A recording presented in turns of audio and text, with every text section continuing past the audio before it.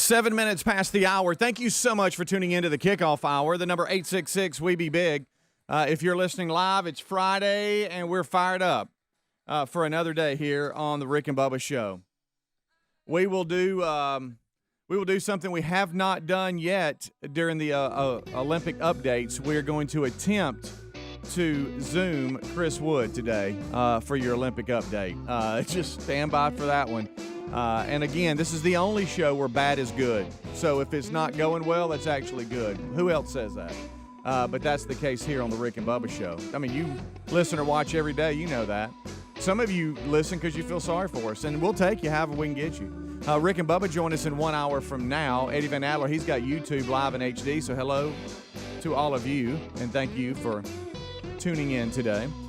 Well, let's not wait any longer. Let's bring him in over to the right. They have a lot to say today. It is Mr. Greg Burgess and Michael Helms. What's up, guys? How are y'all? Hey, now. Hey, now. Isn't Chris calling us from the moon? He is. Yeah, he is. We'll have to discuss that today. That's the background. Yeah. Okay. I was got that, Chris. Hey, actually thought you were on the moon. Yeah. Sorry. I was testing with Chris Wood yesterday on Zoom, and This is a true story, by the way. Yeah. Don't think we're making this up. So I'm walking around with my laptop, and I had to, of course, bring him in here to Greg. So he's sitting there, and we're trying to figure out, best room for him to be in, and all that kind of stuff, strongest Wi-Fi and all that, and his little backdrop that that Zoom allows you to do. It had a shot of Earth, and like he was in outer space. Yeah. And Greg asked him if he was, live on the moon. Yeah. And Chris just dead serious. Never laughed. Said, no, this is just a backdrop. No, it's just a backdrop. I said, really? I thought you were on the moon. I thought maybe SpaceX had sent you up there. Just gold. Can't make that up. That's why we love him. He's just so real. Yeah, that's right. So that's there for you today. The that's the background. Yeah. Okay. Wheel of Meat has spun, so we know that won't happen. Dog. Hey, saw these numbers yesterday. How about this? The numbers are in. The most valuable NFL team in the country, again, Cowboys. is the Dallas Cowboys. Oh, yeah. Absolutely. $6.5 billion. And The Patriots at $5 billion. The Giants at $4.8 billion, and the Rams at fourth at $4.8 Well, it's billion. not based on success on the field. I can tell you that. Yes, it's that tradition. I mean, you're right. Imagine if they won. Yeah. Do you want to know who surprised me is the Washington football team? They're at $4.2 billion. Guys, and go back, and I know I do Top this every five time, for you there. and I can find the number if I want to. But what Jerry Jones bought that team for, and what it's worth now, It's unbelievable. is unreal. Yeah. And the only reason I was Pretty thinking good about the investment, Cowboys right? is because I gave this nothing yesterday, and I don't know if y'all did or not, but did you know the Steelers and the Cowboys played? Yeah, the Hall of Fame game didn't give it. I never give it a lot. Yeah, I didn't know? either. Well, I did see earlier in the week where there was something sent out that the Cowboys weren't going to play anybody. Matter of fact, half their dang team stayed and didn't even travel. But the Cowboys got beat 16-3 by the Steelers. Just to finish the story. 1989, he bought them for $150 million. Y'all, that's quite the turnaround. How about that? That is quite the turnaround. Goodness. Yeah, highest valued NFL teams are out via Forbes, and Dallas Cowboys again at one. 16.5 How about them Cowboys? billion. Also on social media, I've been hearing a lot about this. We came in, and Greg mentioned it. Most of us attended Jacksonville State University in Jacksonville, Alabama. Friend of the show and country star Riley Green reached out to you, Greg, and there's a softball game that's benefiting Jacksonville State, followed by a mini concert. It's going to be at JSU's Jim K. Stadium at Jacksonville State, and it's tonight, correct? Yeah, that's right. It's tonight, and he was telling me that there's a celebrity softball game, and you got Chase Elliott, I think, is going to be there. Okay. Morgan Wallen. Yeah. Swindle. Yeah. Gerald Swindle. Well, I'm in. Character. If Gerald Swindle's in, I'm in. He is funny. He is. He's Yeah. funny. Golly. And it's G-Mac. benefiting St. Jude St. Children's Jude's Hospital. and JSU Athletics. Yeah. So It's good stuff. good event. So It is. tonight. And who knows, it could be a spur-of-the-moment check-in from Riley today. He's traveling, but we'll see. But wanted to get that out to you for those of you that are listening live, and it is Friday the 6th. That's something that it might be fun to do as a You family. know about Jim K Stadium. You've been there many times. Yes, I have. Yeah, that's quite the stadium, quite the It's vision. nice. It is really nice. If G-Man's going to be there, I may have to go. Yeah, he's funny. God, He is really funny. Every time we have him on, he's a good. I mean, it's been He's a minute, big but guy it's- too. I mean, I'm talking about tall. He's in real good shape, but he's real tall. Yeah, well, Boy, I he didn't can know fish. I didn't know you're in love with him. So Oh, much. love me some Gerald Harold's is all Swindle. off. And He this is. Well, guy's it's fishing for It's Fishing Shirt Friday, fishing- friends. I mean, I'm just. On the back it says Swindle. It does. Swindle's boy is what it said. That's right. But that's tonight. Riley Green softball. It actually says tournament. Swindle. He's my daddy. Yeah. He's my daddy. And my daddy. Pig and jig. So I had to do something yesterday when it comes to yard work, and I don't know why it is, but there's just certain I things got off in it I just yesterday, hate. too. Good night. And you remember I told y'all I got that little berm / hill, whatever. And we bought this house. It was already built. The landscaping was already done. Whatever. I know some people that have those in the back. They spray all that that interstate grass or something on Yeah. it to where it Yeah, I doesn't get got you. real high. Oh, yeah. Not the case here, buddy. If you let that thing go, the weeds will get as tall as you are. Just start blocking your view on it. Well, not only that, it's just a nuisance. It Eyesore. just looks Yeah. awful. And then you got a bunch of, you got mosquitoes and bugs and all. So you're just keeping it cut down. Well, yesterday was the day I said, okay, this is it. And you remember I for the longest time did it with just tennis shoes on. I kept sliding and slipping down, and Which the neighbors loved. I don't know why I didn't think of this. Terry said, "Well, why aren't you wearing some of the some of the does that every cleats?" time. I know. I don't know He why. does it every time. I don't know why. Cleats or golf some shoes? Some of the cleats, definitely golf shoes wouldn't help here. It would Would it not not? help. No, Spikes. Gotta have spikes. Spikes. It's got to dig in. So Steel toes. so I went to the garage. It's been a couple months, and I found, oh yeah, here's some extra pair of shoes. Of course, they're all too big because the boys' feet, are just huge. So now I'm wearing, baseball cleats, and the spikes, the ones I picked, they're really, really long. So I mean, they're digging in, and so now I'm just walking all around there like I'm just the man. Yeah, like you're on the side of a Oh mountain. yeah. And you just keep going. Now I don't know why I have to try to pick the hottest part of the day to do it. I did that but too yesterday. I Struggle. just did. No shade at all, out in the sun. There was one rain cloud that came over. It didn't rain. I was just going to lay out in it if it did. Yeah. And it gave me a little bit of relief. But today, I woke up and I was walking like an old man because y'all you don't understand. It goes straight up almost. So if you had one leg You short got of a the 90 other, degree it'd be angle. perfect. that would be ideal. That would be ideal. But anyway, Now, the rest of the day it'd be Right, awkward, but right. for doing that, it'd be really good. But I don't know why that was on me, but now it's off of me, and there's some freedom and joy because it was just something I was seeing every day, and I'm like, I got to do that. Well, then come along this landscaping company, and these guys are in jeans, long sleeve shirt. Okay, I was out there, in hot, acting like, and I'm in shorts and everything. Yeah. And that's how they are. They got these big hats on, and they get to weed eating and stuff, and they do like so much work, like on a house, and they get behind their house and cut on theirs. Yeah. And I'm like, so this is just part of their day, and I'm complaining because I got to do one job. I can't imagine it. And they were they were soaking wet from sweat, Sure. and they're just covered up. Yeah. And I'm wondering, are they covered up because of the sun? I would think first, right? And then secondly, all the crap that they cut, just not getting all over Blowing them. back But on you. they were dressed like it was 45 degrees outside, but they just don't want any skin at all exposed. I know. I couldn't believe how they just were moving along, and it's just like it was just nothing to it. Well, they're acclimated. And I kind of had to talk to myself. They're workers. They toughen They've up. been out Always. in it every day. They ain't in here like us in the air. Huh? No, I mean, it's they not were better. just- I'll show y'all something in a minute in the break. I wear shorts too, and I paid for that yesterday. I had something come back on me. Oh, popped me I on the hate when leg. that happens. And Near there the is the shin? biggest yes, that's where it's at, Yeah. and it is the biggest web. Like a little pebble or It was rock. a stick. It was a stick, stick. okay. I guess it got caught up in the weed eater, and it was about that long. And what's on my leg is the shape of the stick. Yeah. Wow. It hurt. Speedy, did those workers want to borrow your cleats? Did you? Well, show I them mean, to them and say, maybe- guys, you ever thought of this? Right. Well, they're just walking around, just doing their little thing. The whole time I'm thinking, I wonder how many neighbors in the cove are watching me. Just They like he's got standing them at cleats the on again. Because He keeps calling them steel toe. We don't know why. I don't know 'cause why. Steel toes are actually work yeah, moves. yeah, I don't know why. Toes. I just So you can't get your foot crushed. just spikes. Spikes. Yeah, spikes, not steel toe. But I just wonder whose day I made, because somebody was sitting there sipping on some coffee watching me having time of their life. Saying, I'm glad it ain't me. Rick and Bubba, Rick and Bubba.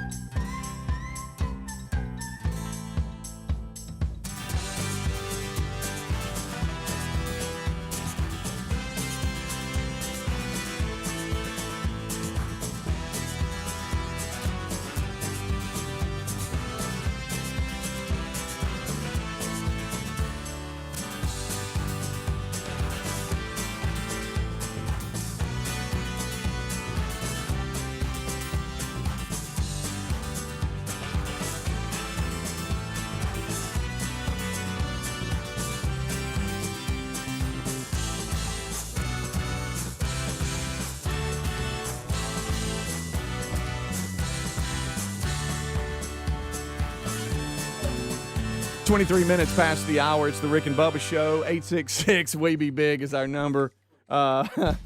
We thank you guys so much for tuning in. What was that, Greg? Oh, well, we don't, but we try every day. Eddie Van Adler, he is here and got his hair like he likes it. Like he likes it. Got his beard trimmed. He's got YouTube Live in HD, and we thank you for being with us. Fishing Shirt Friday for Helmsy. If you can't see him, he's got one on.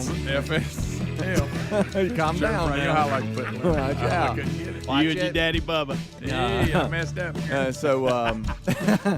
So he's got that going, and so if he I won't wet a line at all until we come back on Monday, but I'm wearing this. Okay, there you go.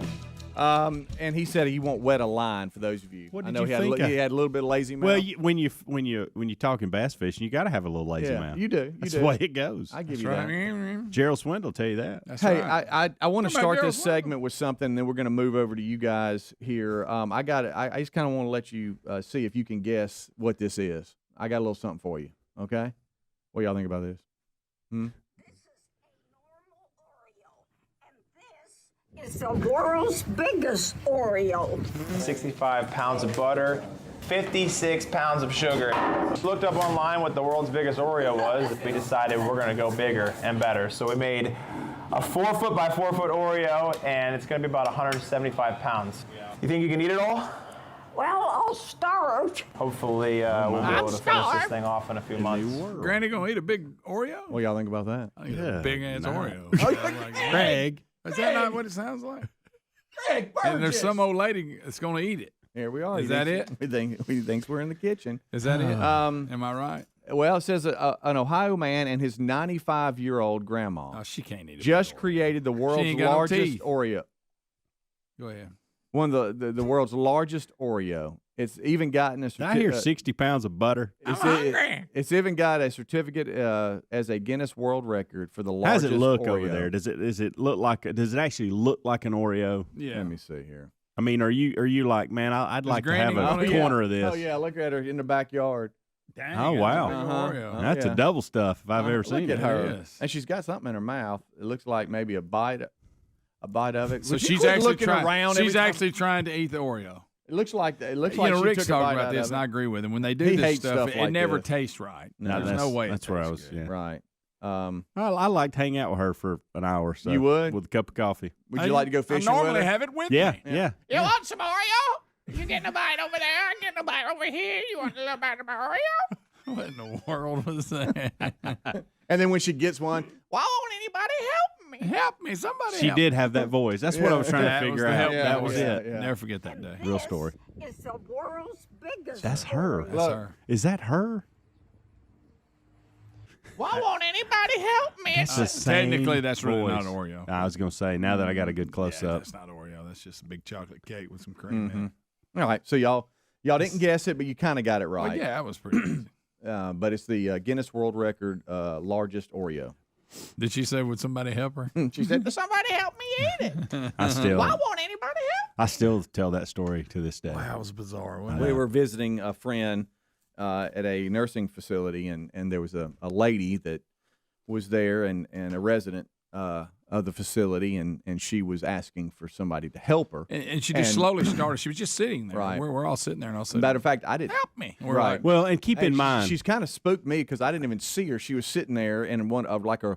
It wasn't really a wheelchair. It was just kind of like a straight up chair that she could kind of pull around. It had wheels on the bottom. all right, keep in mind the seriousness of our conversation. Oh, very too, serious. Because our friend has just been put in this That's right. facility. That's right. Okay, and so we are talking to his brother. Mm-hmm. I mean, we're sitting at this round table discussing options. Why? How long? I mean, we're in a all huge of a discussion sudden- about how is this long term? Is this short term? What's going on? How's this help? And then all of a sudden, in the background, we hear. Yeah, it sounds like this. okay, so and all of us, and it was kind of, you're right, it was kind of faint at first. So Well, and all, I got to and look two, at it. we were trying to ignore it because we were in such a serious conversation. well, then we got to. And we got to It see. got to be, I got yeah. to looking at each other's face because I said, "Okay, so you heard it too." Oh yeah, you heard it. And then we all started zeroing in on it. Yeah. And then like, we asked okay. somebody, and they were like, "No, she just does that." Yeah. And that's where we nobody were was like, helping her. all right, Nobody, so not a soul. There were please people tell me. walking by her to grab food. There were workers that were Yeah. going to do their job, and everybody I was was ready acting to as if help, she I was just not didn't in know the what to room. do. there were so many mixed emotions. I wanted to run over there and help her. Greg wanted to just leave because No. you weren't sure. I wasn't sure what and to do. and we Again- didn't want to disrespect the people we were with because, like you said, it was Yeah. serious conversations. But we were like, anybody else catching this over here? Yeah, I completely. And then checked out the finally, it was discussed, and it was like, oh no, that's she's totally fine. That's just she doesn't does need- that she a does lot. this a lot. I'm And like, and then wow. then Because a I thought work, this place is not very helpful. Because I'm Right. seeing staff walk by and they're not doing Are anything. you Yeah. sure you want your brother in this place? Yeah. Are you seeing what's going on here? Not very All right. helpful. All right, so we get back. We got a couple other stories, and And every time I thought it was over, she'd crank it up. Yes. Louder and louder. The volume kept rising. And when I had words, it's somebody right, gonna. Why the heck won't anybody help me? you know. Yeah. I was Finally, ready to help. I finally, a was. staff did come over and roll her. She just wanted to be on the other side of the room. We're about it. Rick and Bubba, Rick and Bubba.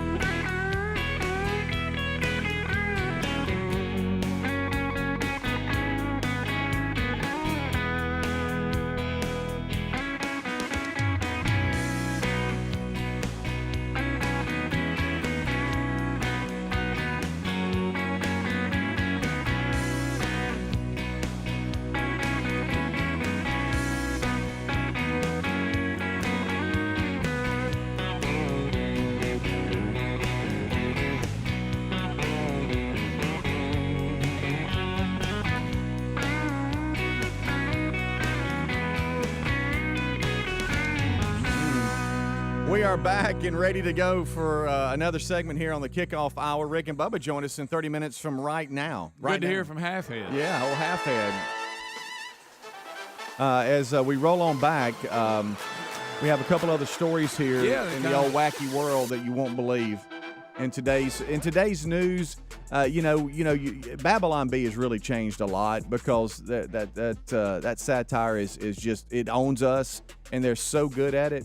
But a lot of their titles sound like true stories now and they're hard to figure out, is this true or not true, because of the wacky world. Nothing's too bizarre for real. And we hear the joke about stories that start off Florida man. Oh yeah, Florida man. Florida man. Here we have one. Florida man bit off part of his friend's ear during a Key West hotel brawl. Okay, here's James Lynn Williams, 45, of Port St. Lucie.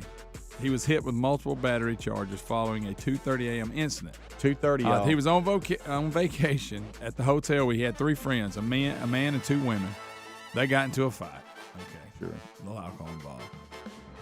The fight started when one of the women passed out, so Williams decided he would put her in a wheelbarrow that he found there in the maintenance closet and transport her to her room. But then he got to dumping beer on her. Well, that made the other guy mad. Mm-hmm. So they get to fighting. And during the fight, he bites the guy's ear, part of his ear off. So he was arrested, and you need to see the picture.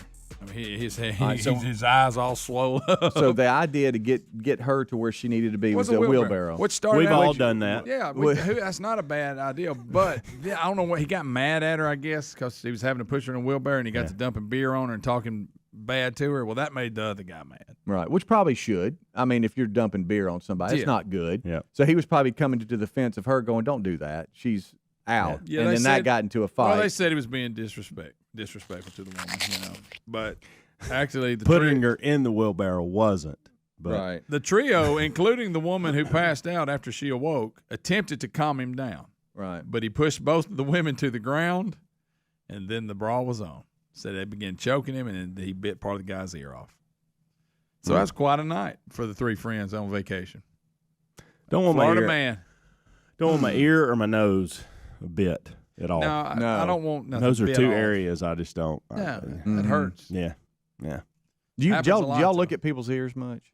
I try not to because I really notice I don't really check out ears a lot. I don't either. Well, you got the pork chop earlobe, right? And you got the no earlobe. You ever seen people with no earlobe? Mm-hmm. You got that. Greg, how would I fall in the category?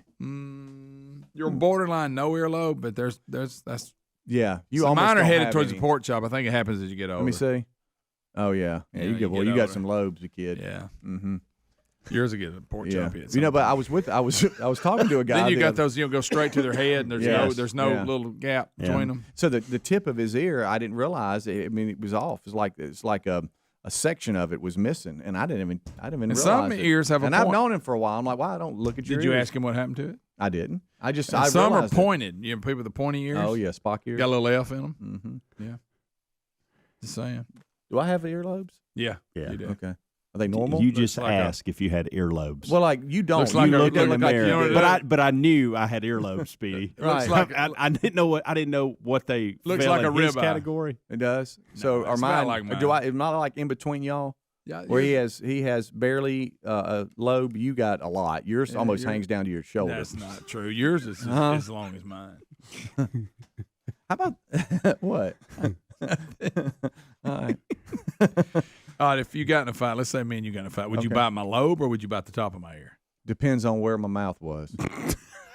That's true. I guess the I angle. mean, yeah. I mean, I'm gonna go the closest thing I got. What would hurt the most? Probably the I think top. the top. The top. I think yeah. getting a lobe by getting your ear. No, if I pinch either one, the ear's pretty. It's pretty gristly. But Yeah, it let's is. get Adler in here. One of y'all bite his ear. You want to? Yeah. I bet he's got them that don't have a lobe that go straight to his head. You think? I bet he does. Do you consider that more normal? I don't. I actually consider it less normal. Let me ask you a question. Let's Here see. he comes. He does Now, not he want used to be to a have part him of look this. gay. Oh no, Yes. but yeah, he doesn't have any.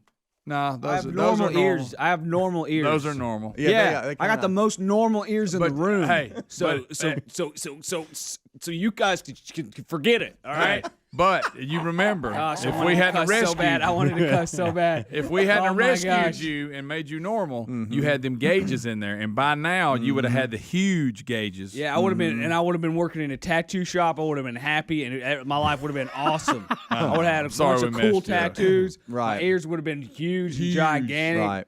It'd be. I'd What have was an your goal even better motorcycle. My motorcycle would be way better. What was your when you first started? Seriously, were you going to keep getting bigger, or No. had you I decided? went to it like the size of a pencil eraser, But and you were I gonna actually stay there? stopped myself. Yeah, I actually stopped myself right there. Because Yeah. some people get obsessed with it and they go bigger. And like Yeah. there was a guy that worked at a Dollar General I used to stop in, and he had this. I swear they were this big around. Oh yeah. And I was like, and it won't go back once you go past like Oh, the pencil eraser size. It won't go back to normal. okay, so that wasn't your goal. No. You got to be real You were careful. just kind of cool. I was like, all right, just so everybody knows I'm cool. Yeah. Just want everybody to know.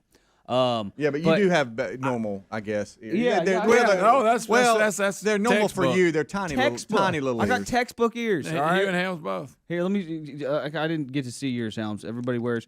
Yeah, those are pretty normal. Yeah.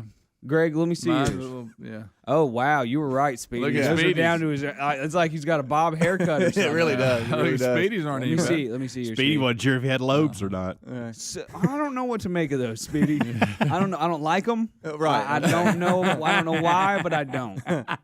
Can't put my That's a finger thumbs on it. down. Right. Did y'all do this thing when y'all were kids? You'd suck on your thumb and hold your earlobe. No, because I buddy. wasn't weird. When I was a little kid, I would suck on my thumb and hold my own earlobe. So but if then you had- and then if I had a friend around, I would grab their earlobe and suck on my own thumb. And if you have memories of that, that means you were probably pretty old. I was older than I should have been, probably. I yeah. get that when little kids do that. Yeah. I stopped when I was 4 or 5. 5. Let's go 5. 7. I would No, say 7 or 8. not 7. I was a cool kid, Greg. I was wearing Chuck Taylors and stuff. All right? Yeah. Would y'all rather have a wandering eye, or maybe be cross-eyed, kinda? Oh, wow, what a or choice. have big ears and a big nose, like I'm talking about giant. Am I real cross-eyed? I don't know. No, I mean, every I now wear and then- sunglasses a Every lot, now and so then I'm I going look with the at you eyes. and it's like, whoa, where Can I see okay? I think so.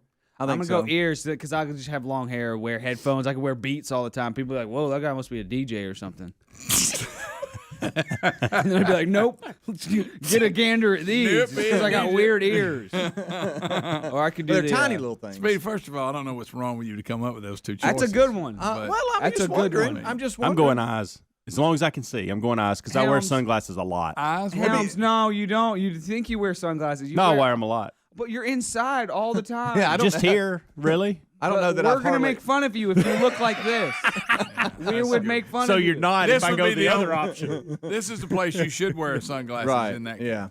Yeah, I'm talking about like if I'm looking at you, it looks good, and then like if you were to look over at Greg, you'd I'd be like, probably go with that. you know, yeah. Yeah, I'm You going talking about eyes. giant ears? yeah, pretty big. I feel like I can hide those easier than the ears and I nose. don't know. Something like Buddy, that your poor eyes? guy on ESPN. I saw him again the other day. That's Oh, wow. that ESPN guy. Night. He no, needs you're to- talking about NFL It's the Network. NFL Network. Or whatever. Yeah, whatever. It's one of them. Well, they're I mean, different. That's a big difference. No. Sports TV. I think he's on ESPN. Greg pushes a button on his remote that says Greg. sports. Greg's, you're going. Is he not on ESPN? No, he's not. I don't know. They own the NFL. That's channel. bothered. No, they don't. They do He too. needs to do like the Princess Leia hairstyle where he's got Yes. the buns. He's got the buns on his Yeah. ears. I'll be honest. I don't think he could. There's a set of headphones that would fit him. I don't think so. I don't know. They'd smash a little bit. Yeah. Yeah, there Is he that is. him? That's Oh, it. yeah, that's There Right, he is. do you know What's how I his got name? that? Do you know how I got that? I typed in Big NFL ESPN. Network big ears. Are And you that's what serious? come up. Wow. I'm serious. That's What's so What's that nice. guy's name? I'm not gonna bring him up Andrew anymore. Siciliano. Siciliano. I used to see him on like Red Zone and stuff like that. Yeah. I think, right? Yeah. Yeah. Yeah. Man, I was heavy into that Red Zone for a while. I- Remember, Red he Zone's was a pretty good. sideline reporter, but the wind kept getting him, so they moved him inside. That's right. I forgot about that. Stop it. Now we made a lot of people upset. Yeah, Sure. never mind. Hey, never mind. We're No, just asking we y'all. didn't. Greg did. No, Right. I didn't. That was just I can't have what. Speaking of crooked eyes, one time I was Speaking in of I was in high school, and it was a quiet room in my classroom, and one of the girls had a kind of a messed up eye. And she was looking at me. Handler. She was looking at me, but I didn't know it. And she asked me a question. Here he goes. Okay, here we go. She asked me a question, and I was just sitting there, and the whole room was just quiet. And I just go, "Oh, are you talking to me?" because I didn't know. But then I forgot, and it was just a That's really pretty bad cruel of you. time. Yeah, it wasn't So you on were a purpose. bully. I legitimately did We're all not just know. kinda- You were a bully in I school. legitimately did not know this. We're all kind of just sitting here looking at you right I now. felt really bad. Still think about it right now. I'm thinking. So you were about like, it. Yeah, it was quiet. It was so quiet. Hey, you're not gonna answer her? Oh, you talking to me? and then I accidentally said, "Oh, are you talking?" Oh, I couldn't tell. I didn't say that part. I didn't say. I couldn't tell because one of your eyes. you went and told your buddies, y'all. It was very embarrassing. Almost as embarrassing as having really long earlobes, for example. If I had to pick, and it's something that would be really terrible and embarrassing. They're not that bad, Greg. Look, Did you wear really heavy earrings for like a long didn't. time? I didn't, In your but life, never. Never Okay. went the earring route. Here, come here and let me thump that thing. Yours ain't no better. Rick and Bubba, Rick and Bubba.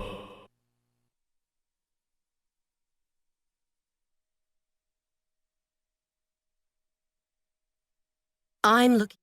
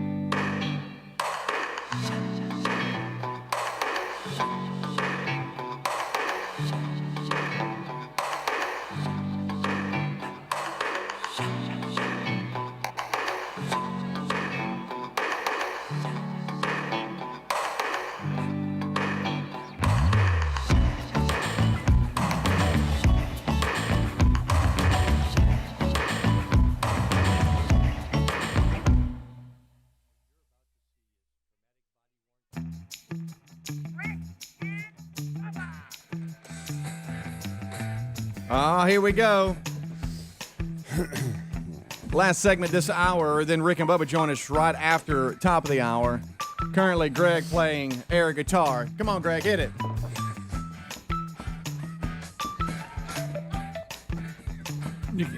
You can't beat that. That's one of my favorite ones. This was just for you. For those of you not, that can't hear, AC/DC, Shoot to Thrill is playing right now. Adler playing Silent Night.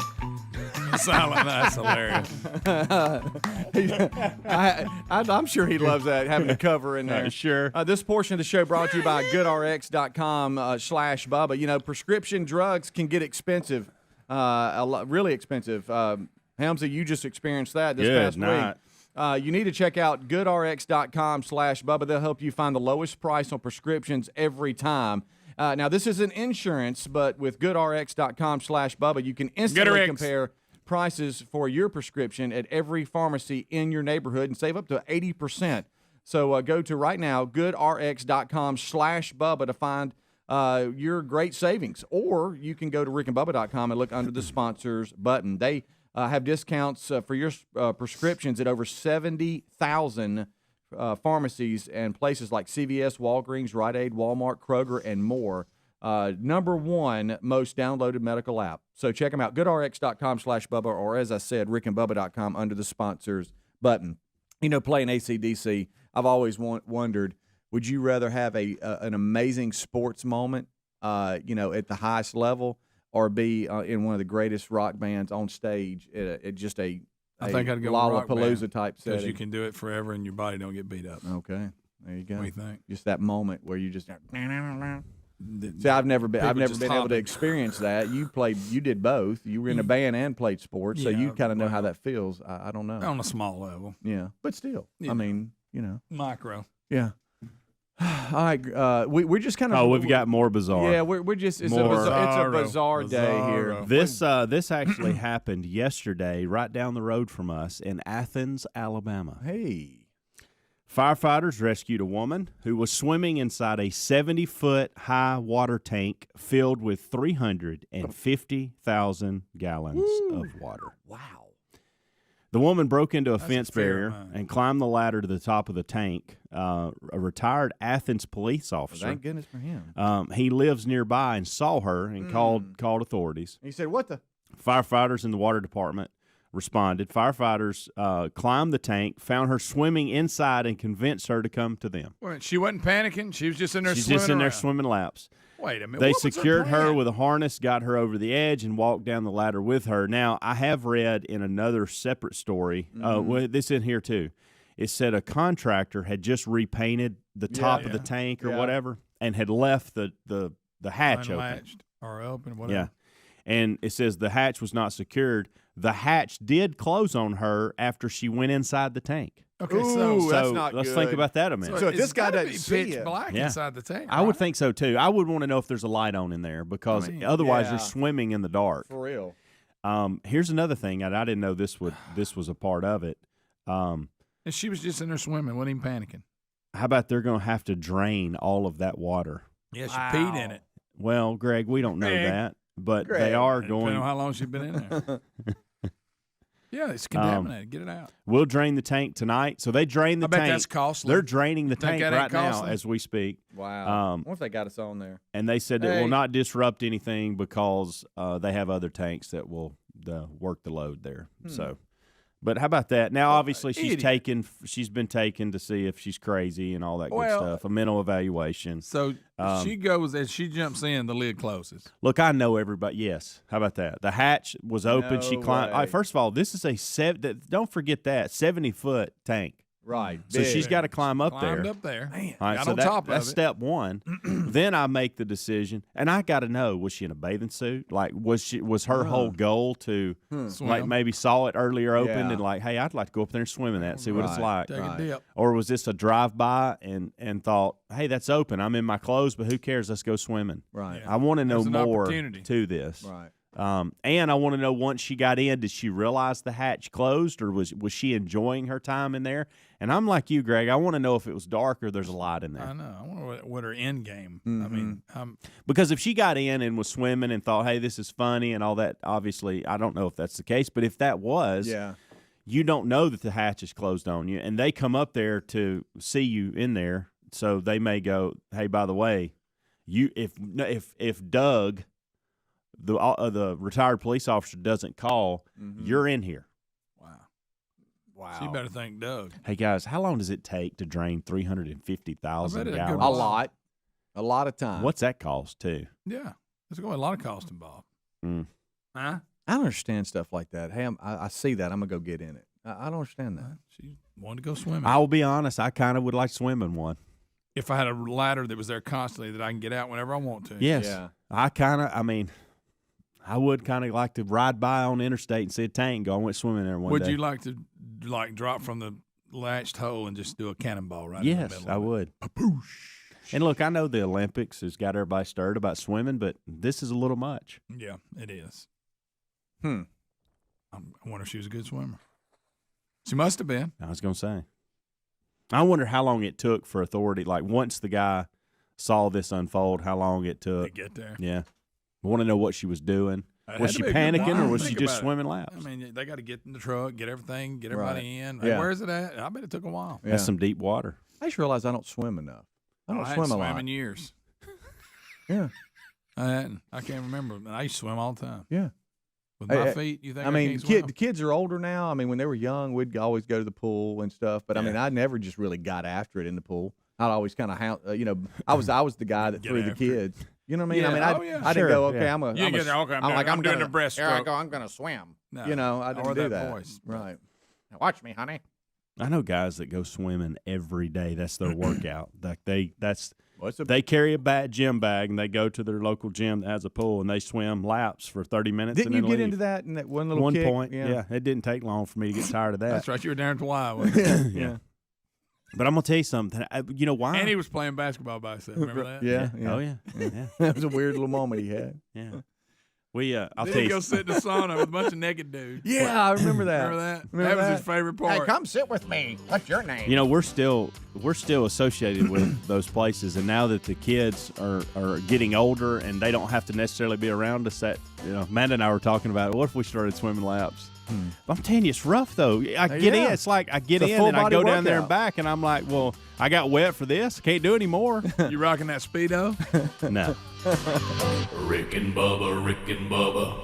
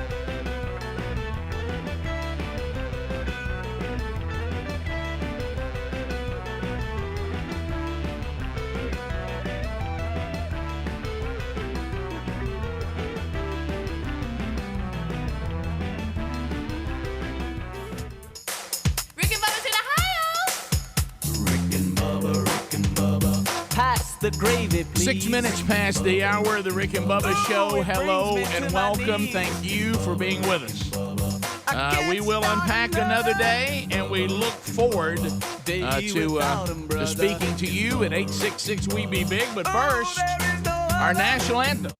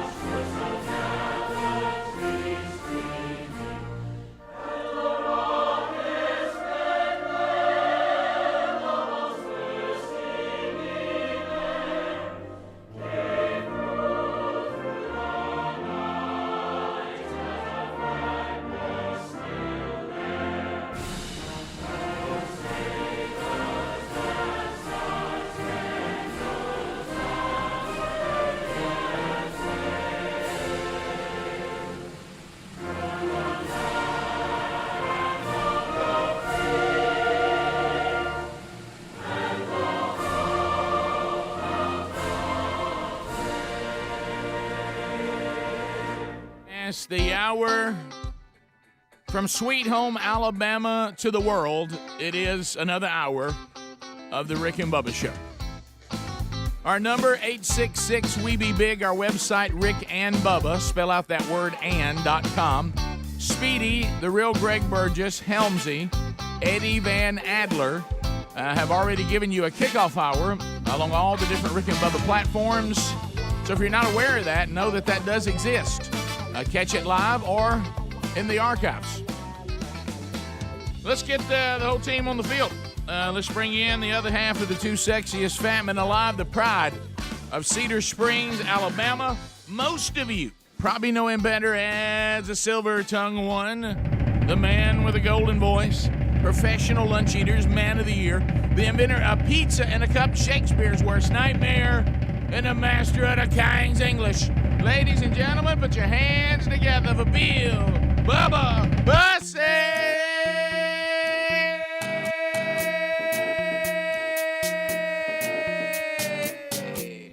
Howdy, Bubba. How about it, Rick Burgess? Friends, neighbors, associates everywhere, welcome in to Rick and Bubba.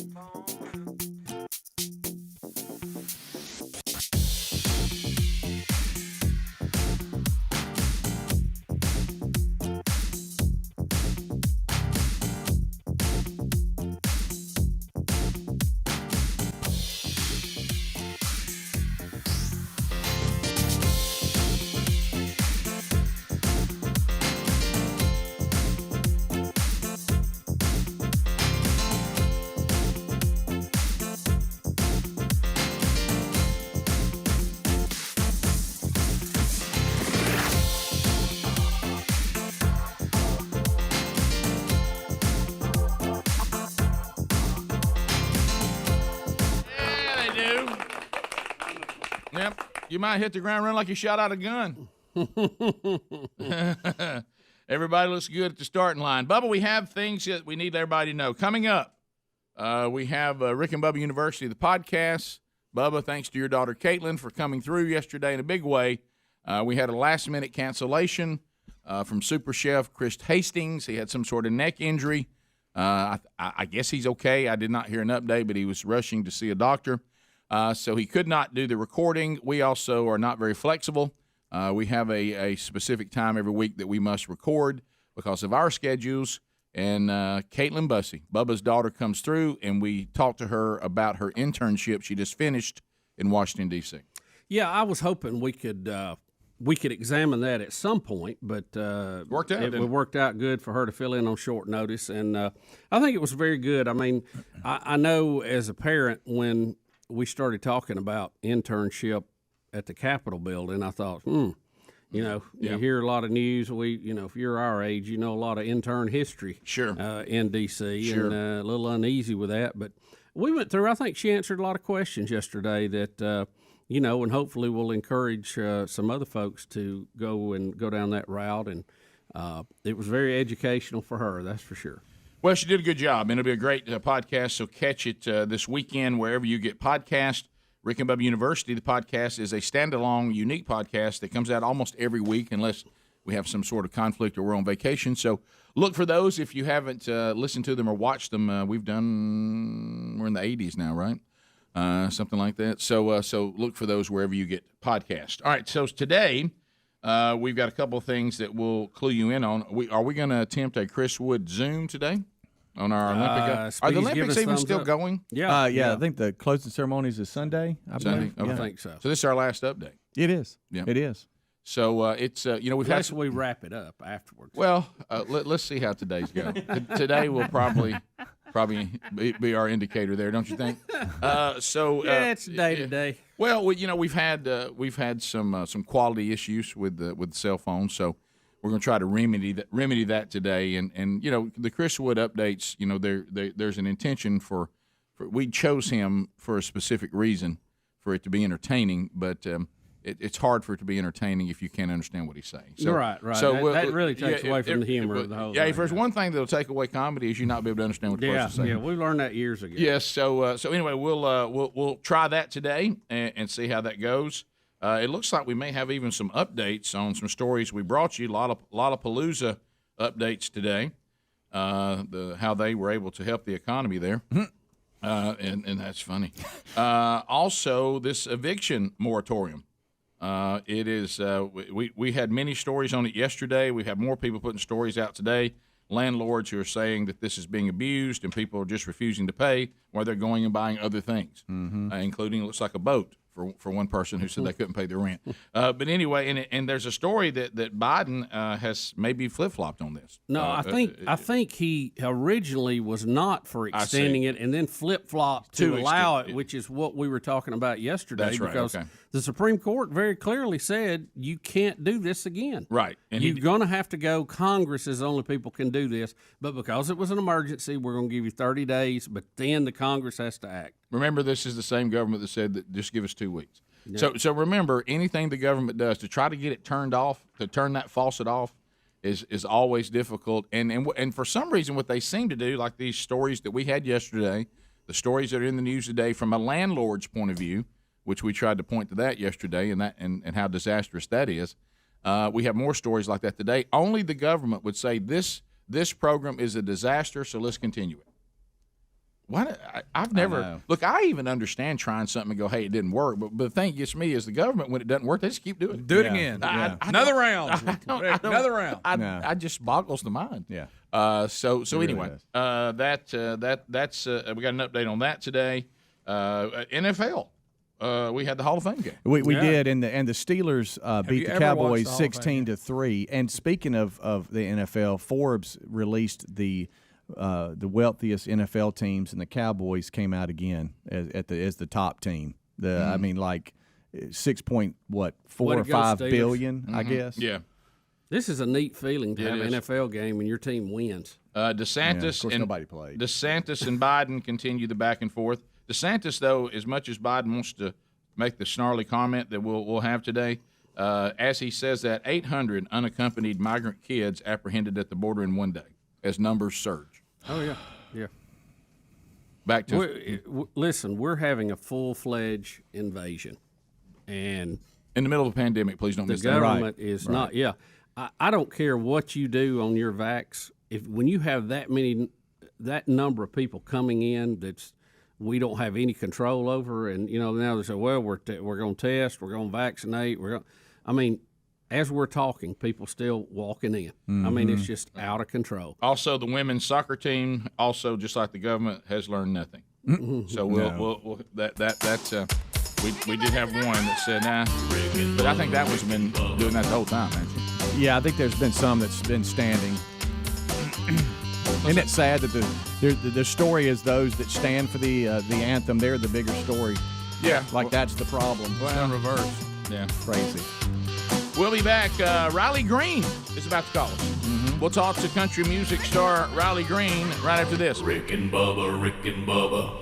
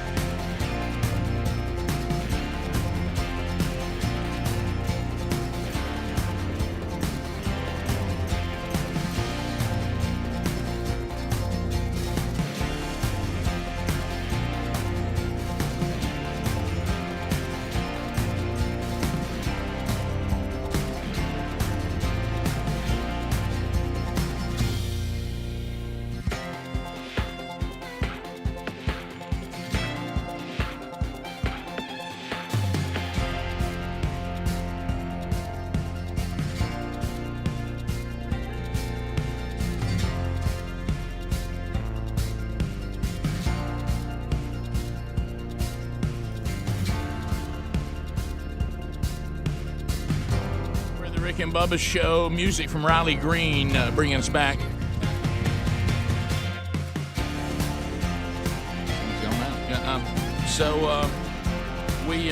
Sorry, we're having a problem with our phones over here. Okay. All right. There he is. All right, so Riley, I'm sorry, the phone system here on the board went out, but I got you back in. Riley's calling us. Are you on a plane or in an airport, Riley? You thought you had him on, Rick? Riley? Hello, Riley. Okay, I'm putting him on hold. Hold on. Yeah, I'm not hearing anything. You see right here, this thing's gone. It's dead. Mm-hmm. That's our deal in there. Is it? He'll fix it. All right. So anyway, well, timing's everything on that. It really was. I would have told you earlier, but I hadn't looked down yet to see it. But the phone line system on the board is dead, and poor O'Reilly sitting in the airport somewhere between Oregon and Jacksonville. Dallas, Fort Worth. Dallas, Fort Worth. Maybe he can write a song about it. Yeah. Phone's out in Fort Worth. I wish Rick and Bubba's board could take my call, and Granddaddy's never died. Hey, Riley, we got you now. Sorry about that. A little technical difficulty here at the Broadcast Plaza. Riley, so you're in Dallas in between? Yeah, I'm halfway through an omelet in Dallas, Fort Worth right now. So let's talk a little bit first about tonight, because I know that you're limited on time. And so there's an opportunity tonight for people to raise money for two great organizations. One, St. Jude's Children's Research Hospital, and the JSU, Jacksonville State University Athletic Department. So there's going to be a celebrity softball game and then a mini concert tonight there at Jacksonville State University. So tell everybody what's going on tonight first. Yeah, obviously, I've spent a little time with Randy Owen as much as he does with St. Jude, and I got to go out there and kind of see all that. That sort of moved me to want to tie that into the Jacksonville State fundraising that I've tried to do over the last few years. And I mean, the acoustic concert after, it won't be anything like, the pool party at Greg's house. It's a pretty big deal, I've got Gerald Swindles, a professional bass fisherman, coming down from Denverville. He says he's going to coach. And Chase Elliott's going to come and play with us. And even Morgan Wallen's going to come down and play a little softball with us. And I've got 2 or 3 songwriter buddies coming down, and we're going to put on a little, like I said, acoustic concert after the ball game. And, just be a fun way to kind of get together and showcase the new stadium, for one. I mean, how nice that is. All JSU stuff's getting so nice, getting renovated, and also raise a little money for 2 great causes. So tonight, it's $20 at the gate, and it's raising money for St. Jude's and Jacksonville State. It'll be at the new Jim Case Stadium. They'll play the celebrity softball game first, and then Riley will do an acoustic concert right after. So the game starts at 7, the concert around 8 o'clock tonight there at Jacksonville State University. And that new stadium is nice, but a great opportunity to have some fun, too. Yeah. Riley, how's traveling out there? Yeah. You getting any sleep? It's kicking my butt. It's crazy how quickly I fell back into the routine of having nothing to do last year. It pretty much shut us down. And I will say that it's crazy to see how people are just so ready to get out and so ready for all this to be over with. Every show we've done has been just awesome. I really can't complain. I need to get my booking agent a Globe, so they don't book me in Oregon before a fundraiser in Jacksonville, but other than that, it's been great. The shows have been awesome. Well, Riley, let's talk about Planes that. are easy to sleep on, though, Riley. I mean, it's real comfortable. I hate to sleep on a plane. But let me ask you this, Riley. So rather sleep on a hay bale. The pandemic, was kind of coming to an end. Then we have the variant. So now, but I'm looking. I mean, concerts seem to be. I mean, tours are back. People are going. This time, it doesn't appear that we're going to shut everything down, and I hope that stands. But when you're out on the road, it has to vary wildly. What kind of setups are you seeing out there? That's probably the biggest thing, and that kind of bothers me about it is that you go one place. We did Pasture Horses in Michigan, and there was 36,000 people there. And they Watershed Festival out in Washington. I mean, just in California, there's so many places where it's just wide open and things really look back to normal. And we did a show in, I think, Delaware the other day where it was a fair, and they had tables and chairs set up, which, in theory, I guess was going to be socially distant. But, I mean, everybody just ran up to the front, knocked all the chairs and tables over, so it ended up being a normal concert. But people are just so ready to get back out and live life. And, I mean, country music concerts is such a, it's a fun thing for people to do, kind of take their mind off of what a tough year it's been for everybody. And I'm very hopeful that there's a lot of places that they will never be able to shut down again. I mean, it's just people have kind of got that taste of normal, and I don't see people letting them take it back away from them. Riley, where are you in the Fort Worth airport right now? Are you waiting to get on the plane? No, I'm in a TGI Fridays or a Ruby Tuesdays or I don't know, one of these places eating some scrambled eggs right now. Oh, man, that sounds I've got good. a flight out of C-27, I think I'm flying out of. Well, you don't want to miss that flight now. So, Riley, do people recognize you in the airport?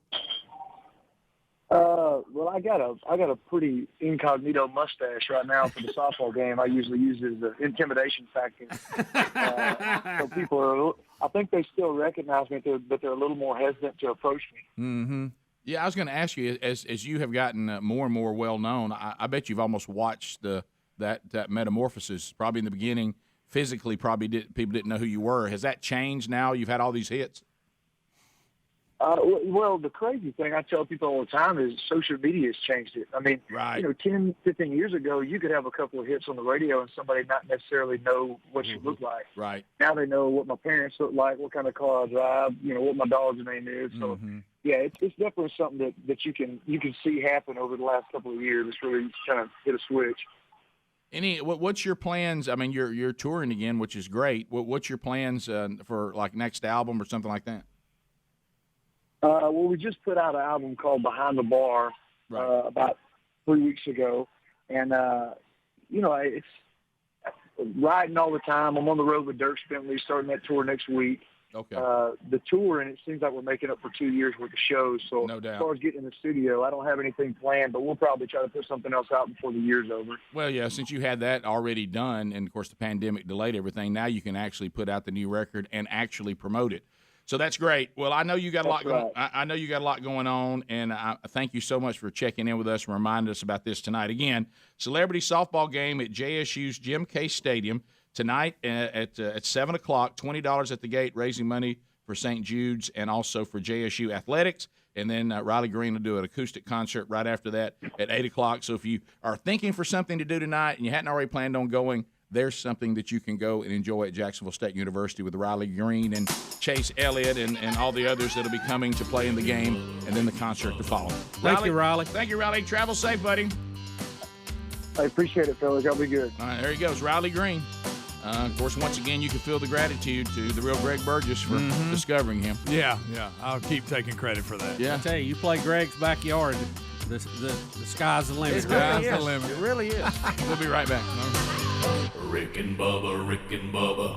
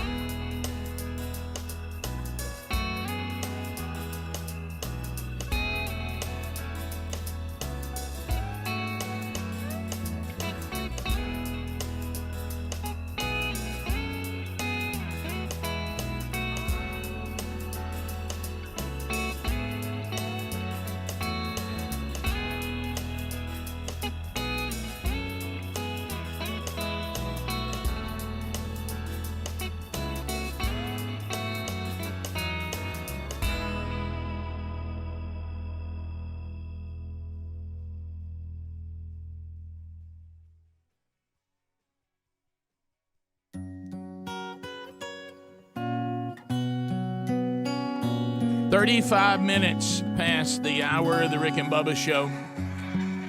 Thank you for being with us. Relief Factor. Already had my first dose today. That's routine, baby. I'm up and rolling. Take me a little Relief Factor, get ready to go. Big Papa's getting old. I feel like as I said before, how the Tin Man felt when Dorothy found him. He needed some oil, didn't he? So anyway, if you are struggling with the aches and pains of life and you can't seem to find relief, maybe Relief Factor is the answer. It's all natural, and that's the part you like. Because some of this stuff, even if it helps, you have to take it so much, and then the addictive properties of the opioids, well, you get in that world. So maybe an all-natural approach will work for you. It has for many. The majority of the people that order the 3-week pack, they come back and order more because saying, hey, I like this. So if you would like to get a 3-week supply for $19.95, then you'll know inside those 3 weeks. It's going to be a $20 investment. And if it works for you like it does for most, then great. If it doesn't, then at least you know, well, I got to mark that off the list. Whatever my situation, what's causing my situation, Relief Factor can't help. But, boy, I'm going to tell you what, it's been researched 100%. And it really was research that started about the aging process. That was really the whole reason they were looking into this, to help us, with arthritis and all this as we're getting older. And they discovered that these 4 botanicals work with the body's natural inflammatory response, period, no matter your age. So go to relieffactor.com or rickandbubba.com under the sponsors button. You'll see the link there. So let's look at this cool thing. We got a story today and video to go with it. Air National Guard and an A-10 tank buster is going to land and take off from a domestic highway, and they're calling this a historic first. It is a drill to prepare for what, Bubba? Possible conflict in the future with China. With China. So you remember how Trump used to say it? Yeah, China. So here it is, and they're going to here's the footage, and this is the Michigan National Guard. Is that right? This is the Warthog, Rick. You know, the A-10, the tank killer. Yep, that's and, the one. And they are just practicing using a domestic highway. You know, our interstate system is actually set up to be a series of runways. You know, in the interstate, every so many miles has to be. Look at this. Has to be straight. Look at that baby going off on a domestic highway. Wow. And that was set up very wisely, I think, by President Eisenhower. Back in the day, it was initially set up to survive a nuclear war with the Soviet Union. And, we're having to revisit that thought again now, but this time with China. China has been photographed with our spy satellites. They are installing 250 new nuclear missile silos in mainland China. Run that number again. 250.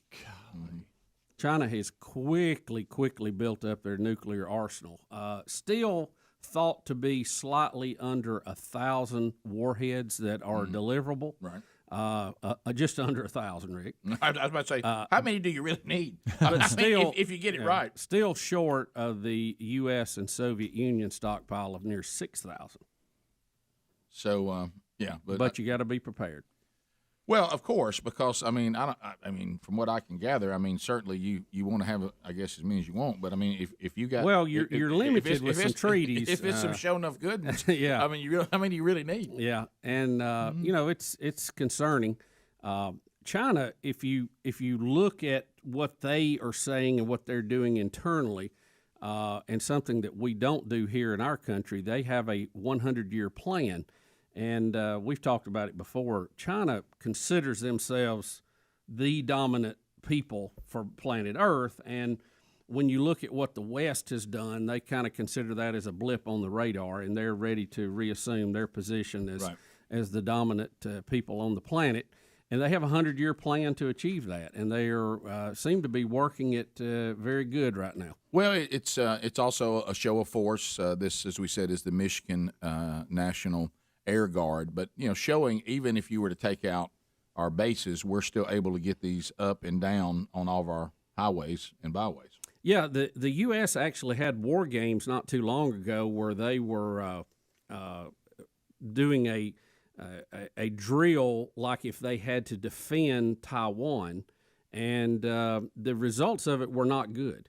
Because our tactics with our battleships and our aircraft carriers have really not changed since World War II, and they were saying that students of that with our enemies could easily take advantage of some of our techniques. So they're having to replan, rethink how we would execute a war if we had to defend an ally against a Chinese attack. So, it's kind of sad that we're even having to talk about that, but it is a reality because we know their 100-year plan and they're working that. And, with the virus situation, you don't know what's coming. So it's kind of sad, but China is very focused on becoming the dominant planet or the dominant country on the planet and being able to dictate terms to everybody else about what they want to do.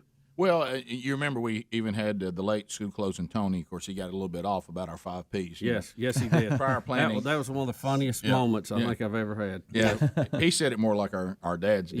Yeah. My dad had 6. Right. Yeah. Prior planning prevents poor performance, and they're calling it, Bubba, what you mentioned, the Northern Strike Exercise.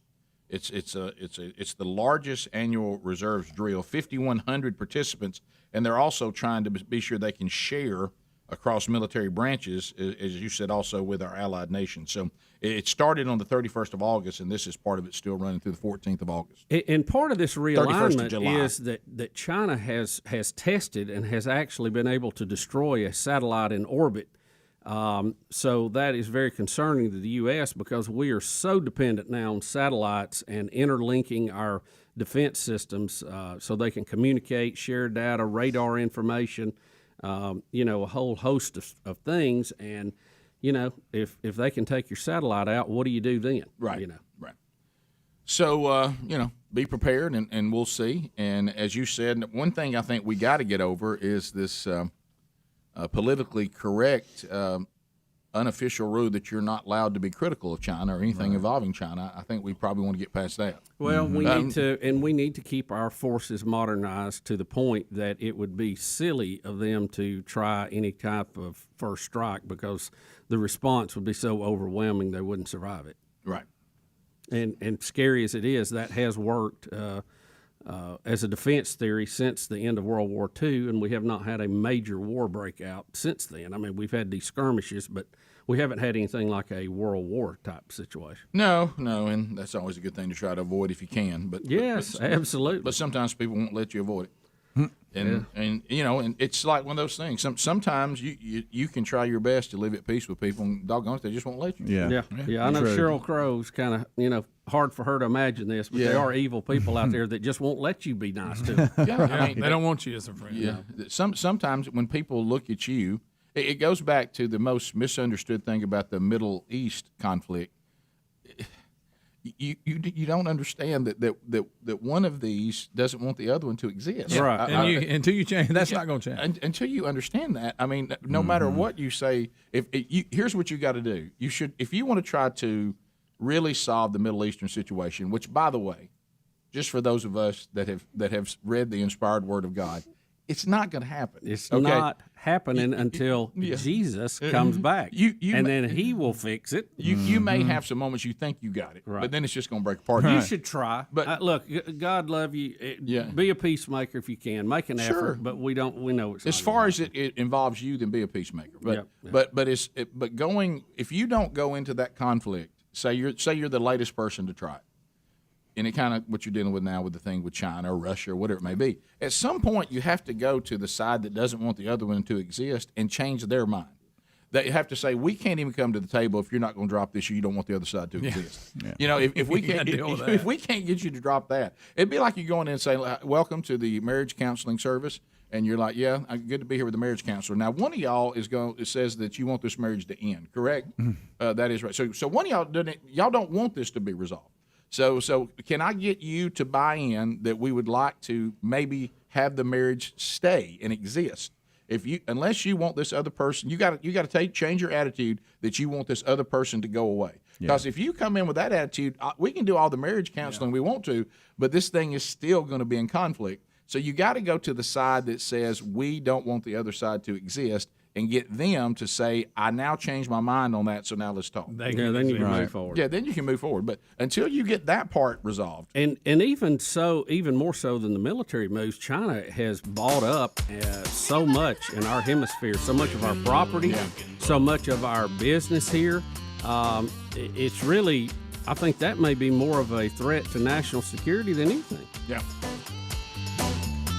And 15 minutes to the top of the hour. And also, trying to get a handle on, gain of function research going out into the whole wide world.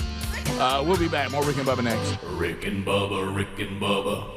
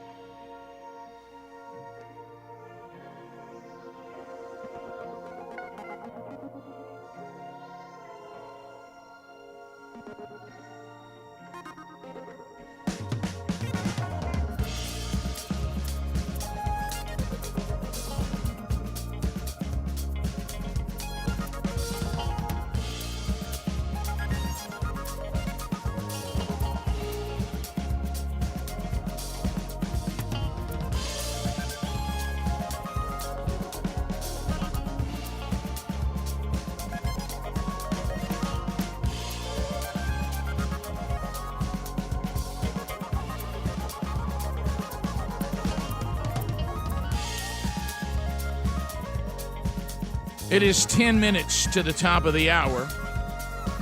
So, a lot going on in various Rick and Bubba connections this weekend. We just talked to Riley Green, so he's told you he's part of a celebrity softball game tonight at Jacksonville State University. He's on tour right now, working his way back to Jacksonville State. Tonight, gates open at 6. The game is 7, and there'll be some NASCAR and other country music stars in it.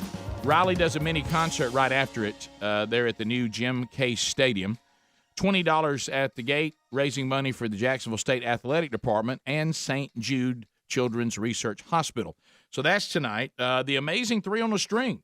We had those guys on the show here in the last couple of weeks. 50 years, the name of the weekend show is still kicking. You got 3 shows to choose from. One of them is tonight at 7 o'clock. Then tomorrow there's a matinee at 2, and then another one tomorrow night at 7. So you really could do both of these if you wanted to do one of these, do the Riley Green thing tonight, then go to Three on a String tomorrow. But either way, it's going to be at the BJCC Theater there in Birmingham, Alabama. 3onastring.com or Ticketmaster to get those tickets. 50 years and still kicking. That starts tonight, and there's 3 shows tonight, and then tomorrow in the afternoon, then tomorrow night. So look for that. And then tonight I'll be in Huntsville at Reman, this men's gathering at Mount Zion Baptist Church. Going to have a barbecue dinner, and then I'll be speaking to the men tonight. Looking forward to seeing all of you. So you got all that going on this weekend. All right, so let's look at this. You were telling me about this when you got here today, Bubba. I don't know how to pronounce this man's name. It's a California deputy trainee. First name David. I'm not sure how you pronounce the second name there. Faiive. Not sure, but anyway, we have body cam footage captured. He's a deputy trainee, and they stop an automobile, and he's trying to check the drugs that are, I guess, in the vehicle. They say in the story here that he is warned by Corporal Scott Crane for him to be careful about getting too close to the fentanyl, and undoubtedly the rookie did not adhere to those instructions. And here's the footage here. But he's learning, but he nearly dies because he had such a reaction to it. From the San Diego County Sheriff's Department, yeah. My trainee was exposed to fentanyl and nearly died.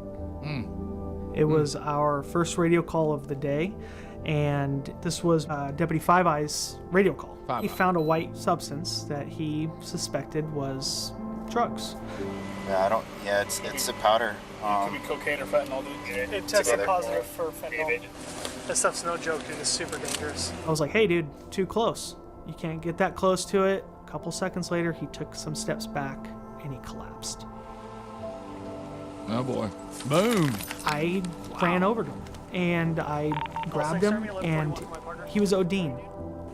And I went to my trunk, I grabbed the Narcan, came down to him, grabbed him, and I did one nasal spray in one nostril, opened the other one, another nasal spray in the other one. I remember just not feeling right, and then I fall back. Wow. And I don't remember anything after that. Just breathe, buddy. Breathe. Trying to get him to focus on just breathing, and because that fentanyl, you can't breathe. It was in an instant. It's as though my lungs just locked up. I couldn't breathe. I was trying to gasp for breath, but I couldn't breathe at all. Bye-bye, you okay? Talk to me. I'm sorry. Oh, no. Don't be sorry. You're okay. Don't be sorry. There's nothing to be sorry about. I got you, okay? I'm not gonna let you die. I need Narcan! I got you. I'm trying to not let him go. I wanted him to know he wasn't alone. That's a tough situation right there, Invisible man. killer. He would have died in that parking lot if he was alone. Good. Fire department got there, put him on the gurney. His eyes rolled back in his head, and he started to OD again. And he was ODing the whole way to the hospital. I don't think people realize the severity of just how deadly it really is. How about that? Night alive. Just So all that was just messing with it and opening it? Just being that close to it. Wow. That's deadly stuff. What about when the guy that's training you says, hey, get away from that now? That's no joke. Yeah. He thought, well, not you don't mean this. Did he just breathe it in? Is that? I guess what so. it sounds like, yeah. Yeah, that's wow. Scary. And you saw the stuff, what do they call it? Narcan. Narcan. That's that wonder drug that keeps people from ODing if they get it to you quickly. Yeah, is a real game changer. And the fact they can just give you a squirt up the nose—that's amazing. But we had to have more than one for him, though. And it doesn't look like he's exposed to it that much at all. No. Really, I know. I mean, it's not like he obviously leaned in. he thought he was following the instructions. He thought he was not. I'm not, right there in it. Right. But it looks like he opened it. Did he open it? Yeah, he was testing it to see what it was, and he's like, "Oh yeah, this came back as fentanyl or whatever." Fentanyl is what killed Prince. Fentanyl is what killed Tom Petty. It is the most powerful opioid on the planet. Yeah. And what they're doing is fentanyl is so small and so powerful, and it can be created pretty cheaply.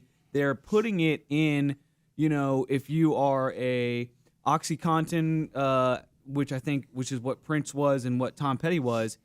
If you're a person that does that, what they're doing is then adding this fentanyl to that OxyContin or OxyContin, however you say When it gets to where it doesn't do the job anymore, they try to ramp it up for you? Yes, or you accidentally get the mix wrong or whatever. This stuff is so unbelievably deadly, this fentanyl stuff. I think I read that, if you had, some pure fentanyl, a pinhead could kill an elephant. Oh, my gosh. It's unbelievably powerful stuff. So, but yeah, it's the same stuff that got Tom Petty and Prince and a whole bunch of other people too. So don't play games with it.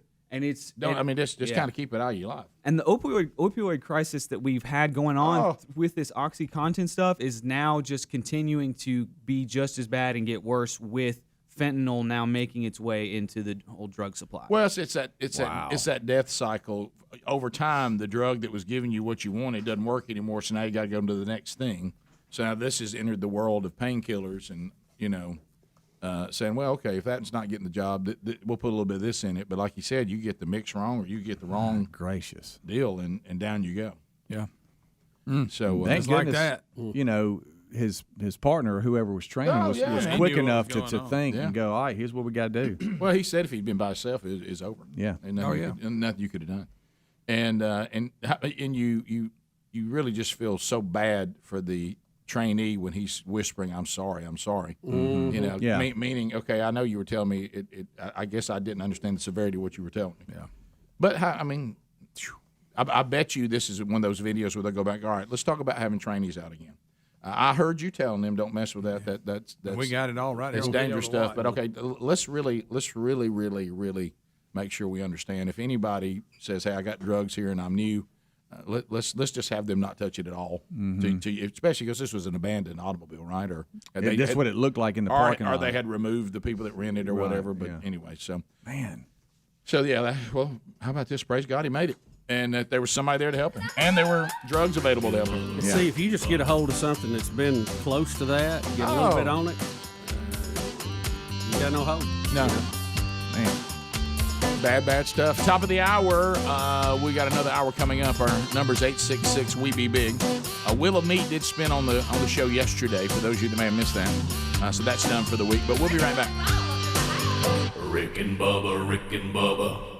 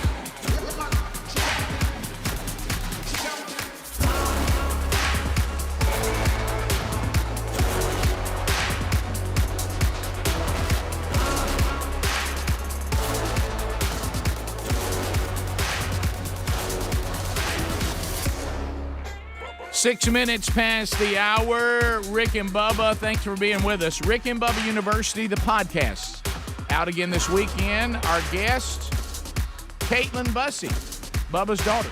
We talk about her summer in Washington, D.C., and what's her generation looking for the future of the country in which they now live, and how it all works. It's a great conversation. You'll enjoy it this weekend. Chris Hastings was scheduled to be our guest, had an injury, could not do that. Maybe we can get him on next week or down the road. We were really all geared up to have nothing but a food podcast where we just talk about foodie, baby. We just talk about delicious food, but we ended up talking a little bit about Caitlin's trip and the Bussies and all that. So you'll enjoy that this weekend. She did a great job. And thank you, Caitlin. I sent her a text. Thank you for filling in at the last minute, especially at your age when things like that probably are a little bit annoying to you. When Dad calls, hey, can you do something in 10 minutes? Hey, we needed you, and we gave you a big heads up, 10 minutes. So anyway, she did a great job. All right, so a couple things as we continue to try to update you on the ongoing, how do we combat the various forms of COVID.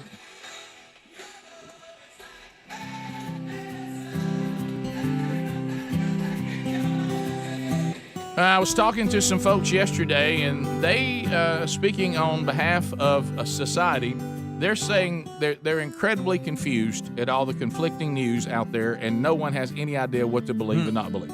And I said, isn't that great in the middle of a pandemic that we've politicized something as important as people's health and life and death? But anyway, we're just going to report to you the things that continue to maybe show some upside that they can help combat. I think we're having a harder time keeping people from getting it, but now maybe we need to spend as much time, if not more time, on keeping them alive when they get it.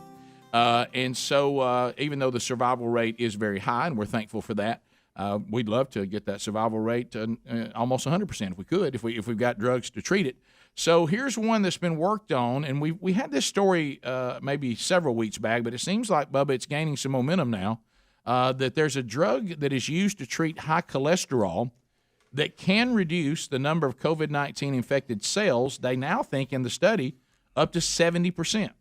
Wow. Now, I'm not sure how to pronounce this. I don't know why drugs have to be so hard to pronounce. Can we not call them words? I agree, yeah. Yeah, I mean, they have to make up a word, I guess, so they can get a patent on it. But if you make up a word, nobody knows how to say it because it's never been in the vernacular before. Yes, so it is. The new study finds that Fenofibrate. Phenofibrate? It's close enough. That's as good a guess as I can give you. That's pretty good, Bub. Right. And so, you mean a little phenofibrate? Yeah, and so that they're saying that drug is showing an ability to reduce the number of virus-infected cells. Remember, that's what we want to do. If you get it, we now want to make the virus as weak as we can on the impact that it can have on your body. Right. So there's others out there that seem to be showing some success, and I think we should celebrate that we do have those things. Right. And here's another one. I mean, we didn't mention it on the air, Bubba, but you talked about sent it to us in the Team Rick and Bubba group text that Israeli scientists are saying that Medicine, did I say? No, oh my gosh! If you hadn't said it, Rick, I was ready to say it. Ivermectin. Ivermectin. I never can say. Every time I see the word, I panic. Yeah, I know. Ivermectin. That even Israeli scientists are saying that this has shown great success as well. Careful, Rick, you're going to get canceled. Well, I know, but everybody goes crazy because if you say it here, then you're backward, you're outdated, and you what are you talking about? You're going against the great Fauci or whatever. But the Israelis have done. If you look at their history, pretty intelligent people. I mean, they irrigate desert and grow things. Okay, what the Israeli people have done for the world is incredible. Well, their scientists are saying, we're seeing some success with this too, and of course, it's a drug that's been around forever. And there's been some people that were fans of hydroxychloroquine that say that this one does even a better job than hydroxychloroquine, and you can believe or not believe or make your own decisions on that with your own doctor. But what I'm saying is, it's not just a bunch of because of where our tribes work now. If you're for this drug, then you probably voted for Trump and you're anti the vax. Right. Can we not? Let's not. Why don't we just say here's some things that people are seeing success with, and some scientists and doctors like this. Others say, well, I'd probably go another way. Whatever that, let's not do the tribe thing. Mm-hmm. I'm not allowed to like this drug because I'm pro-vax and I think everybody should have it. No, you can actually. It's a buffet. You can have a guy said to me yesterday, emailed me, nice guy, great guy, no problem at all. Well, I felt like y'all were kind of pushing the vaccine. And I said, no, we're not pushing the vaccine, but we are going to have a balanced look at all of it because I'm not a member of a tribe. Right. Okay. If I'm not going to say, if you get in this tribe, then you have to be against the vax. You have to be for these drugs. You have to be against this. No, that's not the way it works. It's all on the buffet table. And we as human beings should get with our medical doctors and the people that we know and say, here are some things that are available. What do you think about this and what do you think about that? Yeah, we're all in this together. Yeah. And we're going to have to eventually come to that conclusion. But here's the thing, Rick. You really got three schools. You have the vaccine, and you have people trying to use that, develop new ones, boosters, and all that stuff. We got that story today, to do that. Yep. You have a group trying to invent new medicines that will work to help treat the disease and prevent it from being as serious on the front end. Keep you out of that hospital. Yeah, and that's like Remdesivir. Yeah. That's one of those. And then you have another group who is looking at current drugs we have to be able to use them off-label to fight this. In other words, it's what I'm trying to say, like reusing a current drug that's already out there that's proven safe. Will it help fight this? And that's one of these drugs here, just like the ivermectin and some other things that are out there. So, it's really three different schools, and they're all trying to work together to come up with the best way to keep people healthy, which is great. That's what we should But let's not put team colors on it. No, we should all be on the same team of Right. saving lives. And we even were sent a post from Facebook yesterday where someone said that they had taken ivermectin and had success, and Facebook suspended them for 24 hours because they violated the Facebook standards, and all they were doing was saying how it helped them.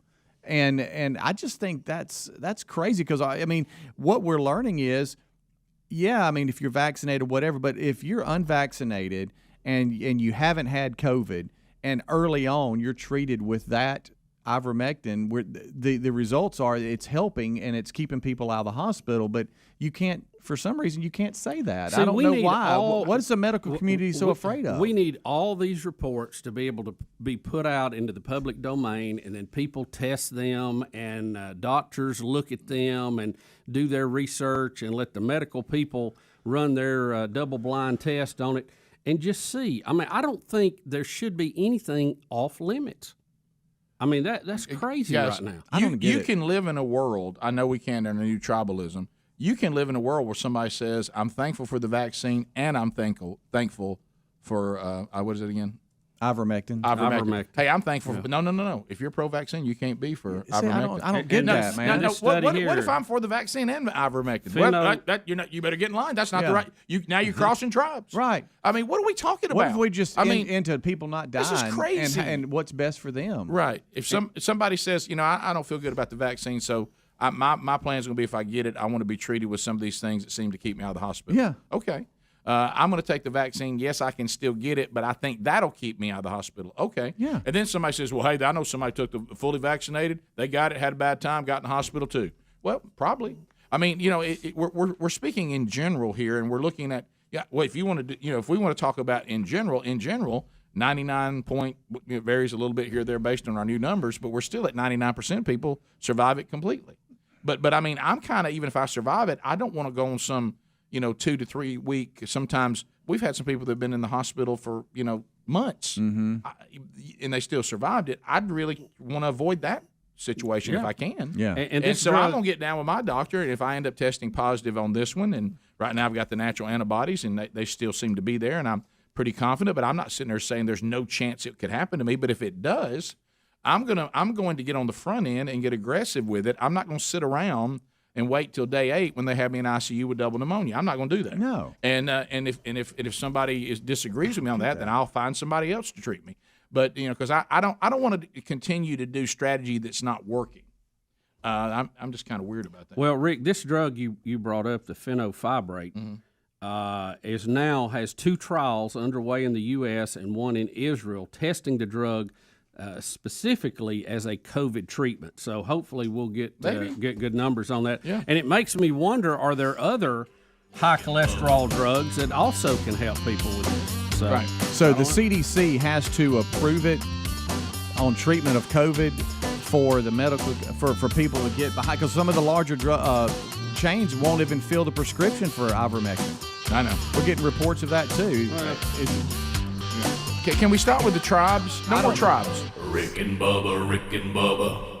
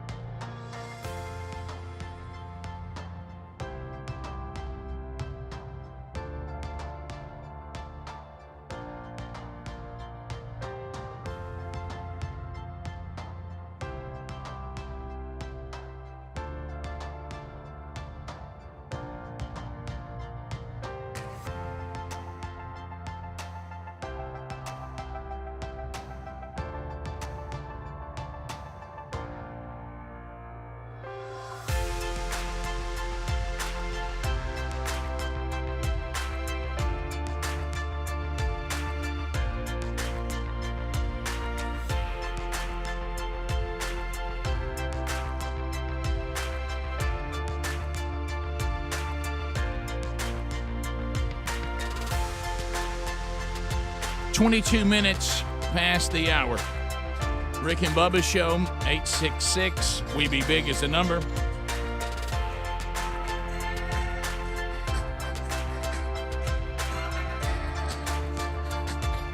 All right, so as we make our way back, I had something I noticed yesterday. As we all are getting older, have you noticed that now we're becoming there was a day when people would say if you did something, hey man, that was really good. Now they're almost telling you that was pretty good for your age. Are y'all starting to get that now? Yeah, it was good for an old guy. Yeah. Hey, how about you? So Hey, older guy, buddy. you know, Good job. successfully getting in and out of a truck. Actually got that this week as my son played tennis with me and a couple of my buddies. Mm-hmm. And as I was talking to him about the experience, he actually said, y'all aren't too bad for a bunch of old guys. Yeah, and that hurt a little bit. So I Pretty mean, good for an old dude. and I've talked about this a lot. You know, when I made the decision to try to do a little better, and it look, I mean, I'm 56 years old, be 57 in October, and I know, and I told you that we've kind of got our old man division and this kind of stuff, and you know when we go in, you know we try to, you know it's always sad when they come over and want to modify something for you, and you just kind of have to take your pride and hang it at the door now. I'm just like, so I caught something yesterday that I'll share with you, and he knows he did it, and he's admitted it. Oh. So I've become friends with Blake Prime, who he and guy run Godspeed. You know, they have one in Birmingham and one in Huntsville, and so that's where, you know, I was once tricked by Sherry to start working out there. Saw a picture of you rowing and trying to do a little better. And so what was hilarious, you know, is you just grab T-shirts and stuff and you know, throw it in the truck and be ready. So I didn't realize the hilarity of it till I noticed that I was being photographed. That because I looked and I said he's taking a picture of me. Yeah. And what it was is it was this grueling, for my age, a grueling workout. I'm sure the young people were okay. And I just picked up a shirt that I think a listener made for me. That this has been an elaborate hoax. Remember when Will Ferrell said this has been an elaborate hoax? Yeah. I didn't realize the irony that as I struggled across my chest emblazoned was this is an elaborate hoax. and I could see him snickering. Look at that. I could see him snickering. And taking pictures of so me. good. And so there I am struggling, and across You got my your chest. struggle face. Rick, what's chasing you? You're running. Let me tell you Is something. that an animal back there? Yeah, I tell you what's chasing me is life. That is, but I kept. Hey, you're taking. You know, now what I'm the person that everybody goes, look, old dude's got he's struggling with elaborate hoax across his chest. Do you remember who gave us that shirt? I didn't even realize Somebody made it for us. Yeah, it was. But you know, if you see that, you know what you think. This has been an elaborate hoax. Yeah. Hey, look, let me tell you something. I don't know when's the last time that you tried to say I'm gonna run to that area right there. Rick, I can hardly walk right at the moment, so you know it's been a while. It's almost like, you know how you hear. It feels like starting and stopping now for us. It was like at one time you were a sports car. Yeah. Vroom, vroom, vroom. And then you kind of went to kind of something in between. You know, you now I'm a full blown 18-wheeler. Yeah. And then you try to get it started, and then to stop. Yeah. Do you jack brakes? It's unbelievable. I mean, it's just like. Well, I saw a video of you rowing. I went, okay, there you go. Am I rowing? Yeah. Is he Yeah, been I got spectacle of me rowing? Oh yeah, and Greg I saw you I do. rowing. I I do went, too. okay, I like the rower. he's rowing instead Yeah. of running. Yeah. And then I saw the picture of you No. running. I was like, wow, he's got him doing both. Rowing and what running. the? Now this thing yesterday is one of those where you arrive and there's no fooling around. Oh, Stretch no. out a minute, then here we go, and it's a 40-minute workout, and where you row, and then you go from the row to the bike, from the bike to the skier, to the run, and to the run to throwing down medicine balls. Wow. And you do that 8 times. Let's see here. I'm gonna find it. And it's, but I mean, the medicine ball throwdown stuff I can't stand. Oh, yeah. That's when I left when that you got day mad. we had to run with them one time after we threw them got down. mad slamming I got in my car with the medicine ball and left during the middle of it. no, let me tell you what happened yesterday. Borrowed it. It happened again yesterday. And everybody in there panicked. Look, Yeah, it did. It happened again yesterday. You know, That's funny. Well, that's not me there. Wait, right here. Yeah. Oh my gosh. There you are, getting after it. That looks worse than I thought it did. But anyway, so I go over to the medicine balls, which that part doesn't bother me. I'm still pretty good through here. Yeah. It's just all the rest of it that doesn't work. Sure. So I'm throwing it down. I kid you not. You know what somebody said when the younger people said, "Mr. Burgess, you want the 14-pound one?" Mm-hmm. And I said, "What are you talking about?" "Well, you got a 20-pound one." I said, "I can throw the 20-pound one down. What are you talking about?" You say it like Rick, that. I'd have settled for 16. No, I said it like this. I'm good.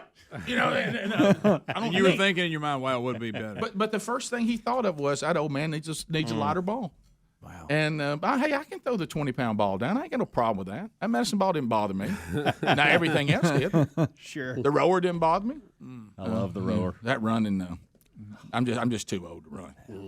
It's just. At least you had that turf. That turf helps a little bit. It does. And I got into a pace. Oh, digging on the Of course, turf. at one time I had, you had this person that always is. Oh no. Hey man, you want to race me? No, I don't. Somebody asked you that? No. Like, Hey, don't race let's run as hard as we anybody. can on this last one. No, let's not. Why, Rick, there's no need in that. Yeah, no, There's no need. not in the that. Olympics. Right. So I beat My you. competing days are over. So I beat you to the line, and then what? I Right. come home and Sherry says, "Heard you won a race today." Right. You know what I mean? Speedy No, you tries to probably race get the me ice over. out. Greg and I would always go, look, there's no heroes in this group and no overachievers. Oh my gosh, Rick, just make it. There he roll, is. you big There he is. roll, Roll, big roll, Papa, roll, you roll. Gently down. It's elaborate hoax. Love those rowers. I know. I've always It's said got I'm the gonna get one. e-concepts, too, that we want. I know. Let me tell you something though. Got some good ones over Bubba there. and I saw some people rowing. Was that when we were eating lunch the other day? Yeah. And who were rowing for like competition. Hey, that They're that getting gets on tired it. right there. yeah. Yep. That right there. That Boo. boo. Boo to that. Boo to that. But it We was, need to stick like clay shooting or something for the Olympics. So I'll just kind of remove from my mind that's so good that I'm so far gone that now me working out is that thing where people say, "Hey, look at that old guy. Somebody get a picture of him." But how funny was it that my shirt said this has been an elaborate hoax? Mr. Burgess, you needed a lighter medicine ball? No, I don't. I'm good. Bottom of the hour. We'll talk to you next. Rick and Bubba, Rick and Bubba.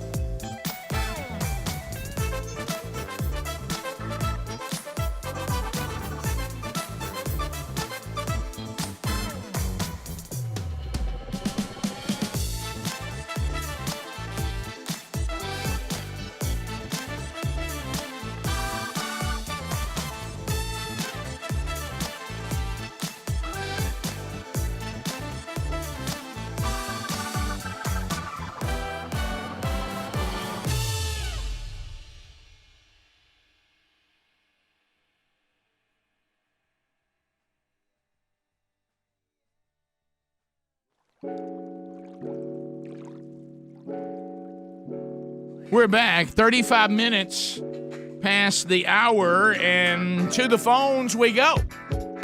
To the phones we go. 866-WE-BE-BIG, our first time to talk to you today. We just opened up all 10 lines, and they are working and engaged at 866-WE-BE-BIG, and you can make a comment, ask a question, bring information to the table. You are now running the program. All right, let's talk about this while you're calling up right now. If you move right now, you'll get in because we just opened all the lines. It looks wide open right now. The highway is clear.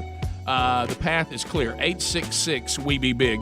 Looking forward to talking to you here in a moment. Bubba, did you love the box of awesome that arrived here? We got it this week. You know, I did, Rick. We tore into that thing. It was like Christmas morning around here. People were going nuts. Box of awesome. Box of awesome. So we were all going in there, and the cool stuff that was in there, I mean, there were some cool knives in there, Yep. all kinds of, they knew what to send us, and it was a lot of stuff for the outdoors, which we love. So what should they send you? Or if you're gifting this, what should they send that person? So you see here, if you're watching on YouTube, some of the things you can get in there in your box of awesome. Go there and fill out a little questionnaire for you or the person you want to send it to, and then a box of awesome will get in the mail. It'll be guaranteed to have over $70 worth of gear inside, and it only costs $45 for the actual box. And we're going to get you 20% off your first box when you sign up at boxofawesome.com and just enter the code Bubba there at checkout. This is a great idea. You'll love it for yourself, or you'll definitely love it when you're thinking, man, I want to send something cool as a gift this time. This is a great idea. Boxofawesome.com, the code Bubba for 20% off your first box. There's also a link at rickandbubba.com under the sponsors button. To Candace out of Birmingham, listening to 104.7 WZZK. Trolling. Keep them phones a trolling. Here we come, phone trolling, phone troll. Candace, you're on. 30 seconds. Go. Hey, I just wanted to say that I think Fauci is coming back with this Delta variant and constant conversation because nobody's talking to him about anything. He needed that power complex and come back. And also, I will say yesterday you were talking about Cuomo and the sexual harassment. If that phone call was a sexual harassment to Cuomo, I need to talk to HR today. That was it's problematic. We have Fauci. Will Fauci ever be able to? Do you think Fauci will ever come to a microphone ever and say, "I've got good news"? I'm not sure I'm needed much anymore. There's no need to keep checking in with me. Well, I tell you, talk to your local doctor. I thought we were going to be clear of this thing. Yeah. Here it is again. Problematic. James in Florida. James, welcome to the Rick and Bubba Show. 30 seconds. Go ahead. Can I get a Green Acres? Sure you can. Go ahead. Awesome. That made my day right there. That's all I want. Thank you. You guys rock. That's it. Okay. That's it. Wow. Okay. That wasn't a very difficult task, was it? Adam out of the great state of Missouri, looking forward to being Cape Girardeau coming up on August the 21st. You can get those details at rickandbubba.com for a man church one day. Adam, welcome to Rick and Bubba. 30 seconds and go. Adam? Is your name Adam? Hello? No. What it says. I'm sorry. Let's go here. Hello. This is Adam. Adam, welcome to Rick and Bubba. I'm Adam. Yes. Oh, I'm sorry. We had a little software issue there. Go ahead. No problem. Took a trip to Yellowstone this last week, and on the way to the east entrance of Yellowstone, out in the middle of the field, there is a big boy statue. Is everybody in our audience going to Yellowstone? Yeah, I guess so. really. I mean, and so there was a big boy there. Was it one of the restaurants or just sitting out there on its own? Just sitting out there all lonesome in the middle of the field. You know what? That makes me want to go. Brings so much joy. And didn't it calm you when you saw his wonderful face? It did. Every time we went. I just love that. But guys, I'm telling you, like every person I talk to will say this. Well, we've been out west. Yeah. Yeah. Oh, yeah. Really? And most of them in a camper. Yeah. Most of them in a camper. Matt, Birmingham, 104.7 WZZK. Matt, go ahead. Hey, guys. How y'all doing today? Fantastic, Matt.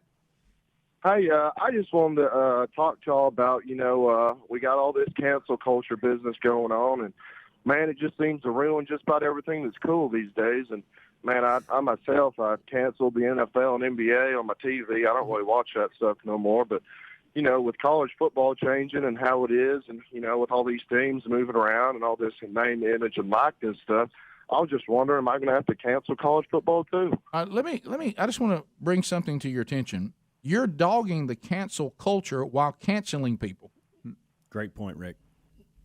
So you're part of the cancel culture. If they say something you don't like, you cancel them. What's the difference? Well, I guess you're right, man. But hey, if I'm gonna watch something, I'm gonna watch something I enjoy. And man, I mean, if people are gonna cancel people, man, I'll just go and cancel people myself. So why are you canceling those things? On what reason? Man, it's America, right here. I just don't really enjoy it anymore. I think that's okay. It's too politicized. And, okay.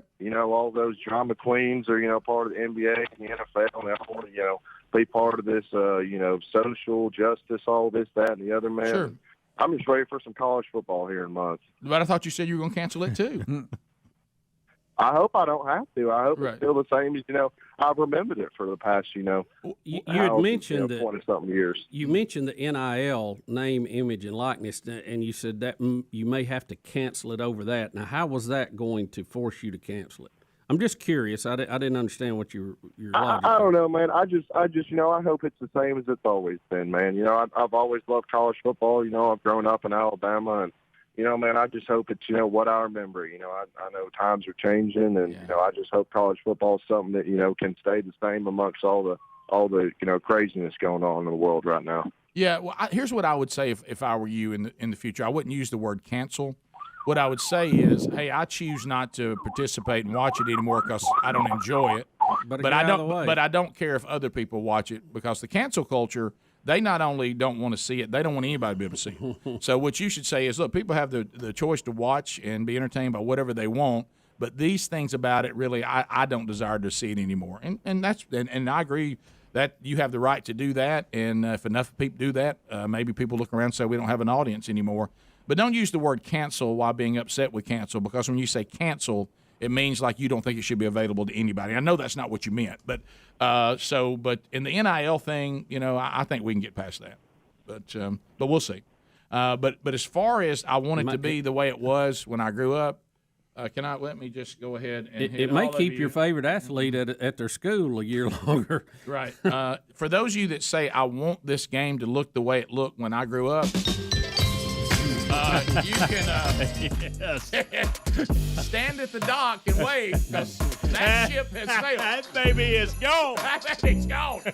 You better be able to tolerate the version of it now, because that version ain't never coming back. All right, so to the phones we go. Yeah, the only thing you can count on as being consistent is change. Let's go to, and some of those changes you may like, and some you may not. To JT in the great state of Alabama. JT, 30 seconds, go. Morning, boys. How are y'all? We're fantastic. So I get home last night. I'm watching some highlights. We got one soccer player that's got her mind right. How many times do we have to see this? The only person on that field that had guts was Carly Lloyd. She was the only one that stood. Boy, I'm happy. I'm proud for her. I'm proud that one lone female, wonderful American athlete had the guts to stand up. Now, did they kneel during the national anthem, or what Everybody kneeled but Carly Lloyd. Yeah, as they were getting ready to try to go there and see if they could pull off a bronze. I've never seen us be so fired about bronze medals in my life. So yeah, I heard that she stood. The others kneeled again. And she had been outspoken about that because of her family and military ties and all that she would not be kneeling during the national anthem. Well, the good news is, as we've said 1,000 times, those women that just seem so put out with their country so much they can't stand, the good news is they live in a country that these other countries that they desire us to be. Mm-hmm. If you kneel while the national anthem is being played, or have something bad to say about the tyrannical dictator, they'll drag you off the field and throw you away. Nobody hear of you again. Yeah. So you won't have any protesting out of the Chinese athletes, that's for sure. No, so I'm glad that they are able to do that, and I'm glad that Carly Lloyd stood up for what she believes, and these others saying they're kneeling for what they believe, and that's certainly their right to do so. But it's your right, sir, to not like it, and it's the right of anyone. to be offended by it. So you just kind of wish they'd focus on playing soccer more than all the protests. Maybe that'd get them out of the bronze. I wish I could have talked for the last caller. I think that's what he was trying to say. Yeah. Is that politics has entered the NFL and NBA so much he's kind of been turned off to that. Yeah. And he hopes, even though college football has changed, it doesn't just infiltrate that. Yeah.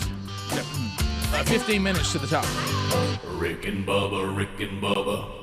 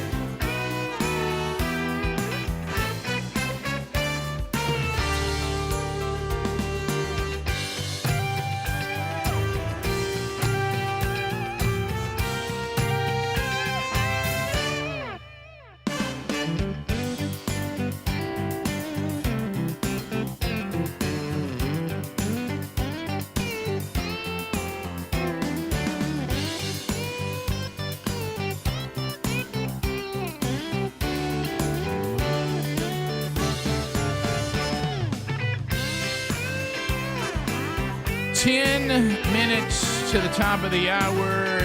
Let's go.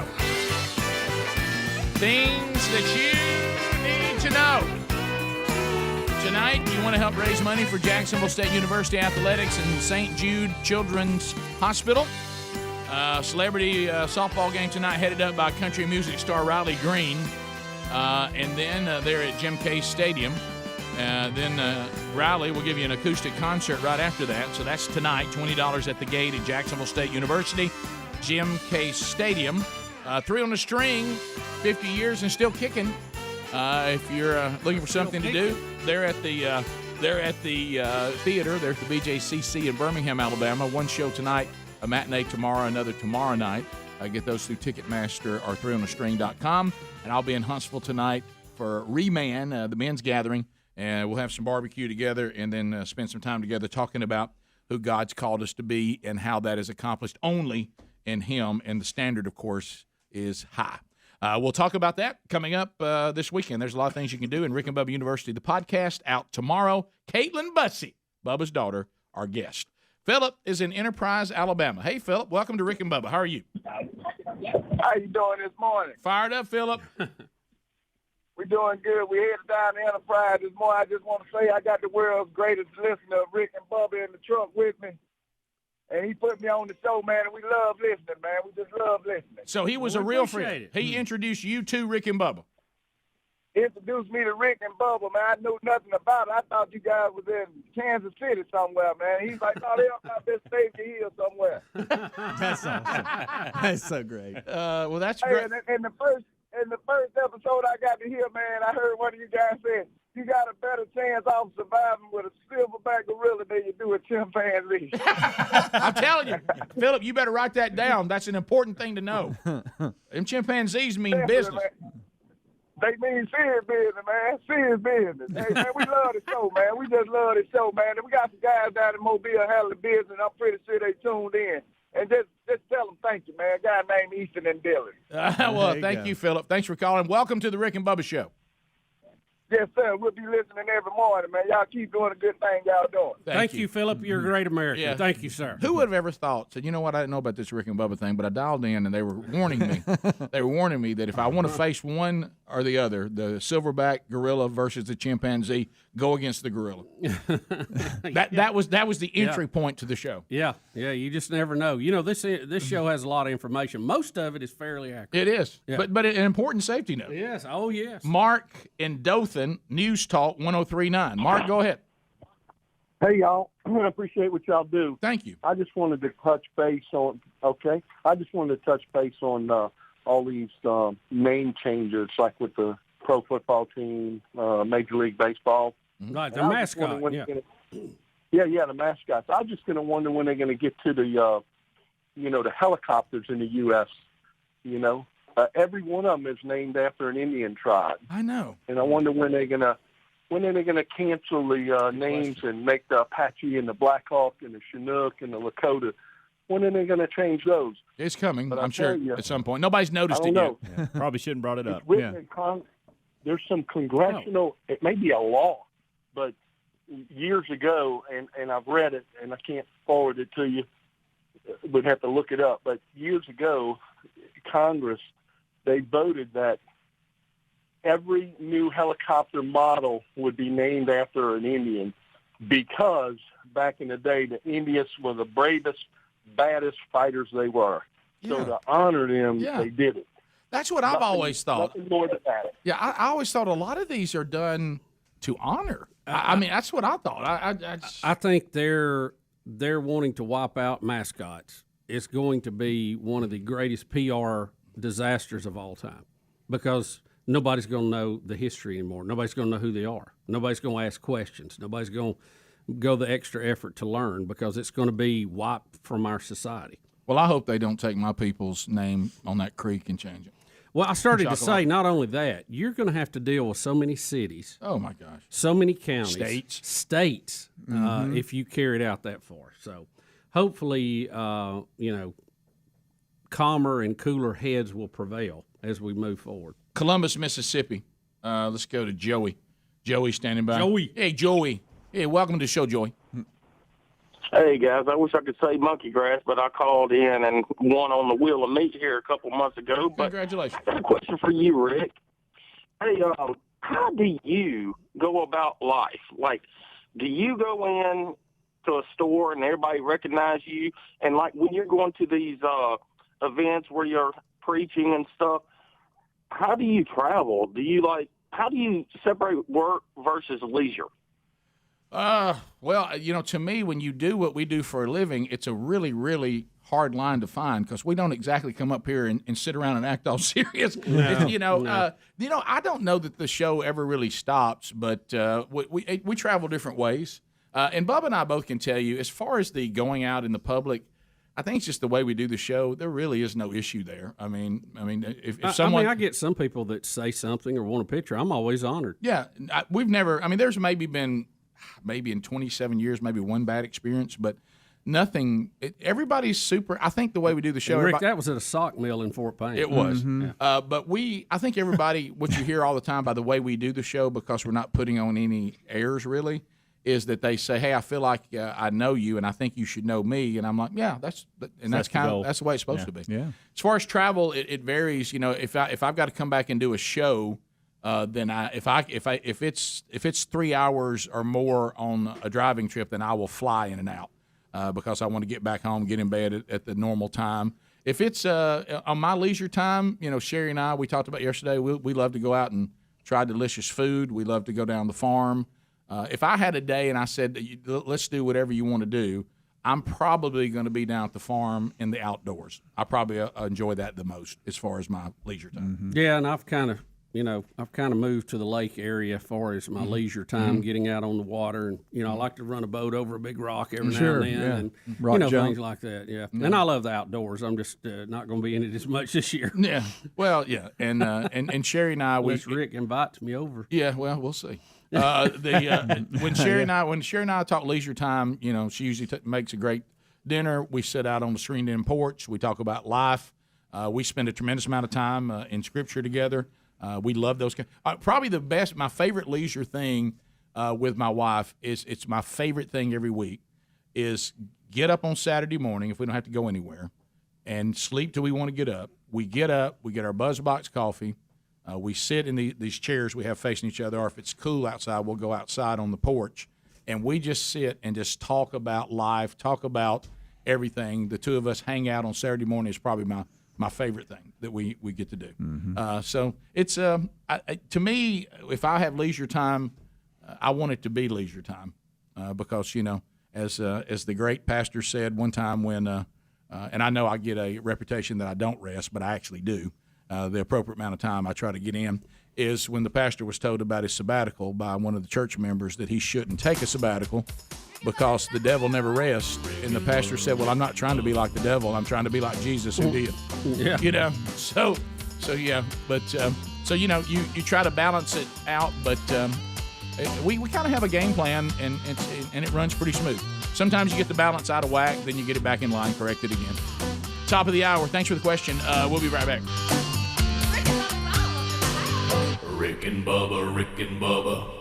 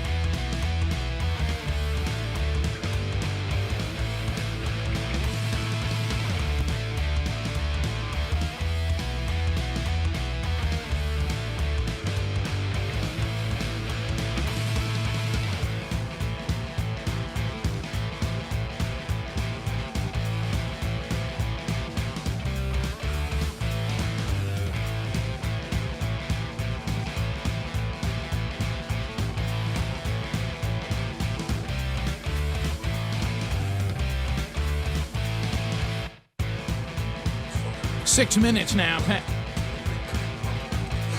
past the hour as we're rolling in. Welcome to the Rick and Bubba Experience. Our number, 866-WE-BE-BIG. Our website's Rick and Bubba. Spell out the word and.com.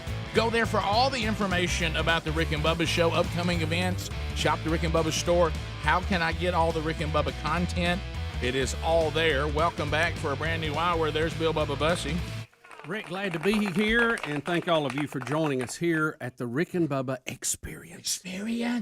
Biden, we've got a Biden update. Now, Joe Biden has, of course, been at war with DeSantis in Florida. Everybody say it. He's hiding in the basement. Does anybody know? Basement Joe. So you know that he was critical of Florida, and then DeSantis said, I'm not going to hear a blip from him. We hear from a bip. I'm not going to hear a blip from a man who's leaving our southern border wide open as droves of people. We got a story today, 800 children have been taken in one day that are migrant children. As they come in a border, and we're talking about how all these adjustments we need to make for a pandemic, you would think that would be adjustment one. Shut the door! Yeah. Somebody shut the door! Close it behind you. And so that was DeSantis. Now back to Biden, and now he is trying. There's an attempt to ask him about DeSantis, and he makes a little snide remark. Here we go. Using your words about don't be in the way and saying I am in the way to block interference with the federal government. Governor who? Mr. President, are we going to have media love that. Governor who? What did he say after Governor who? Because he makes another little I comment. think he said, I'm just kidding. Does he? I thought. saying I am in the way to block interference with the federal government? Governor who? Mr. President, are we going to have He said no response. That's my response. Yeah, that's or- what. I Okay, guess so there it And he is. said that another time too when he was asked yesterday. Yeah, it's like that's his big comeback. Well, you got to watch old Basement Joe. Now you know he gets mad at you. Before you know, he'll be telling DeSantis to meet him out behind the woodshed. That's right. He may get a chance to square off with DeSantis a little more direct before He it's might. all over. But he may have to hand him the keys. Yeah. But Bubba, you were talking about they did. I know yesterday we had the story where Biden says by 2030. Yeah, 2030, he wants half the cars in the U.S. to be electric. Yep. Now, no really discussion about the increase draw on the power grid that we're told we need to update. I've really never heard anybody at the top address this about the need to recycle electric cars, which I'm all for. I don't have a problem with electric cars. Well, I've rode several Teslas. They're pretty nice. But we do need to look at all the things that brings. Yeah, and the increased need for batteries and battery disposal and battery recycling. It's just like when we went from horses to cars. It fixed one problem of having dung on the road all the time, but we got another problem. Right. And everything is a trade-off. Right. Now, on Thursday, and this is where the comment was made, the White House was hosting Ford, GM, and one other car maker to a big electric car summit, if you would. Mm-hmm. But strangely, Elon Musk's Tesla company, the largest electric car manufacturer in the world, was strangely absent from the get-together. Now, how do you leave one of the most successful attempts to do this out? Well, they're saying, the folks at Tesla saying, because their workforce is not unionized, much to the annoyance of the UAW. See, but that's not us trying to get to electric cars. No. That's playing political games. Now, Biden proposed customer incentives as much as $12,500 to encourage the buying of electric vehicles, but only those made by unionized workers. Well, why do I, the consumer, why do I care? That's their own business. I need to find the best electric car out there if I'm going to buy an electric car, and I shouldn't be incentivized to support unions. Yeah, I'm not going to not buy a car because it's union made, It's the or best I'm car, not that's going what to I not want. buy a car because it's not union made. No. I want the best car I can get that fits my needs for the best deal I can get. Bottom line. Electric, gas, coal, nuclear, whatever. Yeah. I don't care how you power Like it. we said, if electric cars merit themselves into replacing the combustion engine, then fine. But if it's all about saving the world, now that's where we got a problem, because I think that's short-sighted. Yeah, very short-sighted. And again, politicizing a process, which is just so commonplace now. You can't everything is just entwined in it. The Tesla not even invited. This is Elon Musk, as you said, making that statement. The largest EV maker in the world. Now, are they allowed to cancel? Would Twitter cancel Elon Musk for not being unionized? I mean, is that possible? You know, I don't know. He's right now, with all he's got going on with cars and rockets, it'd be kind of hard to get rid of him because, Right.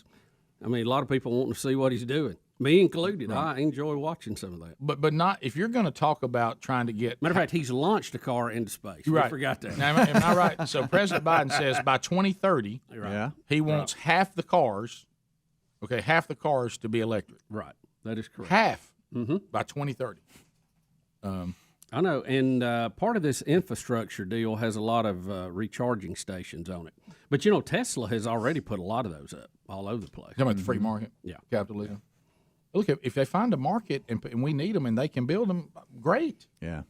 But this thing of, no, you must go, this is that new thing. Sherry was talking to me about this the other day, this new moralism. Mm-hmm. And unfortunately, it's creeping its way into the church too, Right. where somehow you're superior morally if you drive an electric car. Not that if you're for the vaccine, then your morality is superior to those that aren't. Right. Because you care about other people more than someone else. You care about the earth more than someone else, and it's all this newfound new wave moralism. If you're Hey, look, I promise you one thing, and I know I've seen this on the news. I've seen it 100 times. Mm-hmm. California's on fire again. I know that's shocking for everybody. We can go to 100% electric cars. We can have 100% vaccinations. We can do 100% of whatever you want to fill in the blank. California's still going to have fires unless they do massive fire breaks.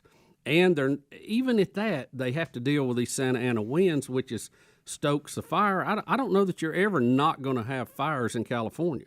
They were probably fires in California before anybody lived there that kept records. Yeah. I mean, it's just part of it. Well, it goes back. Beautiful weather, but you got earthquakes and fires, which turns into mudslides. And if you're in some of their major cities that are run by liberals, human waste that's a whole nother problem. all up and down the street. That's a whole nother problem. And they're turning these beautiful cities into third world countries. But here's the thing, Rick. If you want to lead the charge on this, the very first you need to make the change on things that you can control, not what you can't control. So if I was the prez and I was that fired up about it, I would mandate that every single vehicle in the government fleet be electric. Mm-hmm. I mean, that's how you do it. You got to lead by example on this. Don't tell me my SUV's destroying the world, but your truck's fine. And plus, I mean, there's only so much you can do. I've seen some of your stories on the battery planes. They're not going to be, the 737s are not going to be battery for a long time.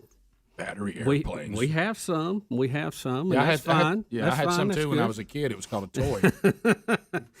But, I mean, you know, with the military and things they're doing, they're not going to be stopping to recharge out in the desert somewhere. I mean, that's ridiculous. You know? So, Phone hey, calls. do what you can do. Let's get these governmental vehicles that's driving everybody around town over to battery. Yep. That's where we start. Get done. Make our climate change meetings be Zoom only or teleconference. Get John Kerry off his private jet. That'll be a big start. Phone calls are next. Rick and Bubba, Rick and Bubba.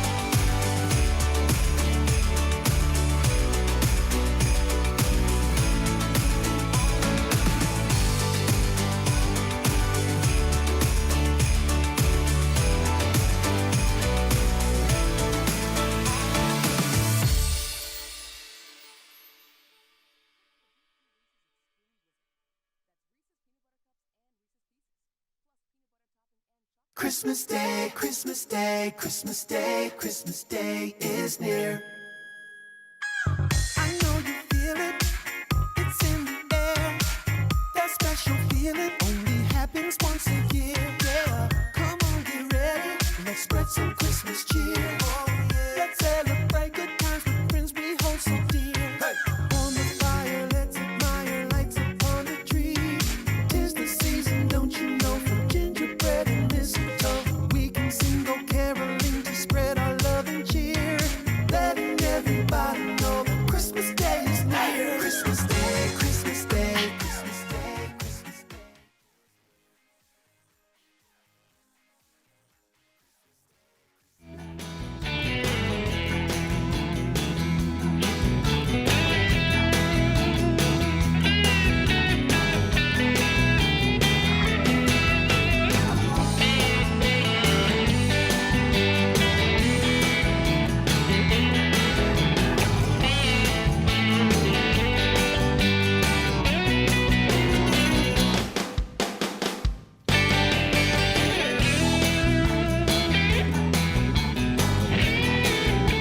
Terms and conditions.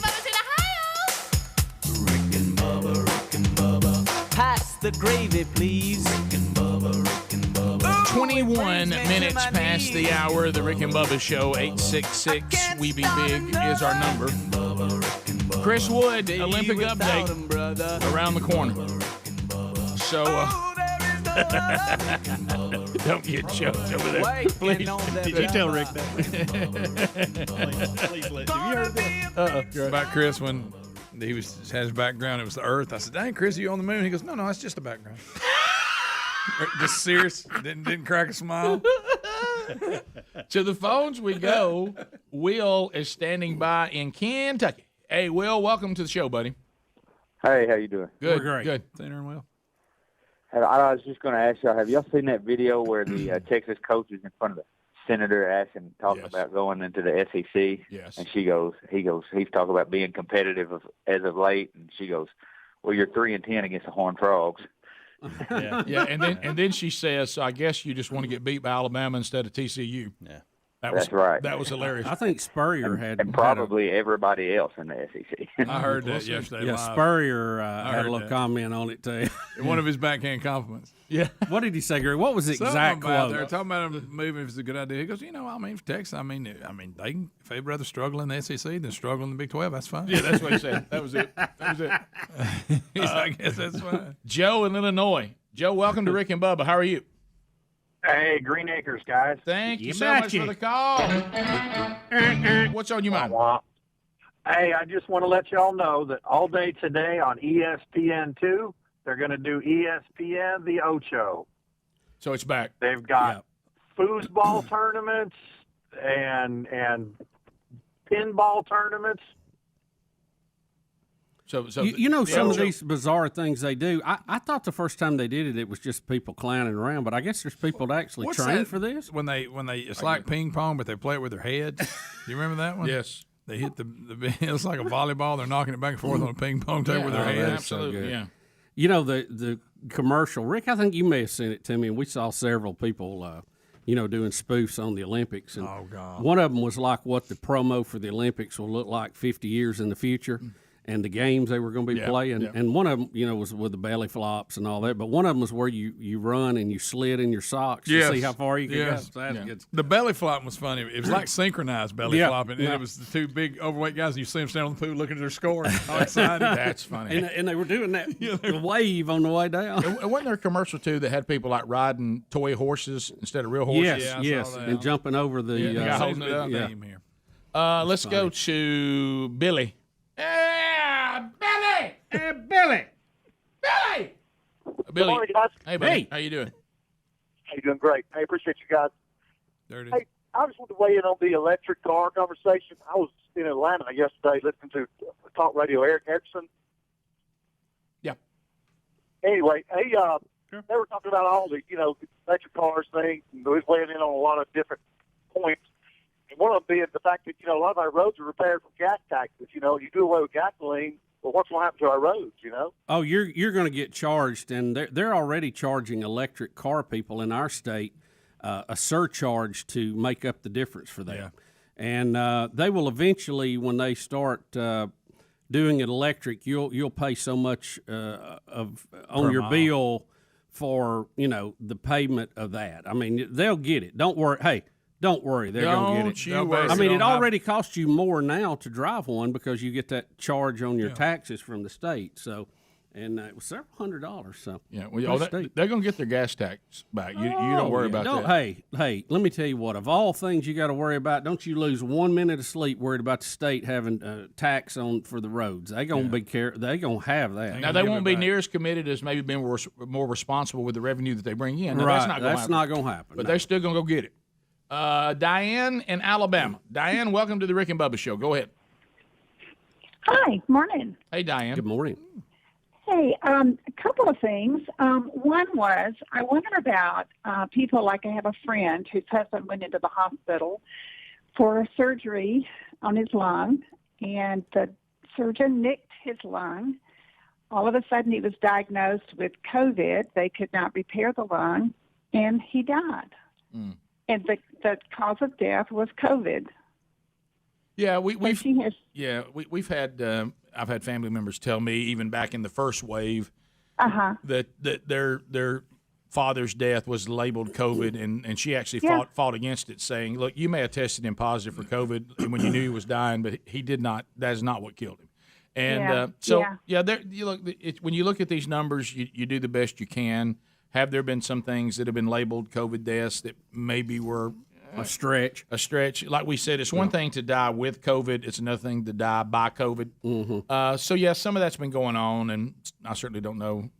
And there's been some misdiagnosed cases that were not labeled COVID that probably should have been. So there's probably a wash to that, but there's no doubt that there's some money. The payments coming to hospitals is involved in some of that, and I hate to say that, but honestly, we know it's true. We've talked to people at the hospital, so you don't want to think that, but there is some of that going on. But are people dying from COVID? Absolutely, and I know some of those up front, and absolutely and know that absolutely is true. A lot. Bill in Alabama. Bill, go ahead. Lost Bill. Let's go to David in Pelham. David, welcome to Rick and Bubba. Go ahead. How you guys doing today? Appreciate you guys. Thank you. Just a guy touched about a little bit on it about the the surcharge on the electric cars, but two other things. One, they're going to destroy so much earth to get to the metals, palladium, iridium, all of this stuff, and then 20, 30, 40 years from now, they're going to realize how much of the global warming that they contributed to destroying the earth, and they're going to say we should have stuck with fracking because we were drilling a hole and just going in and taking out what we needed. So it's very scary what they're doing right now and what they're going to do with all the waste.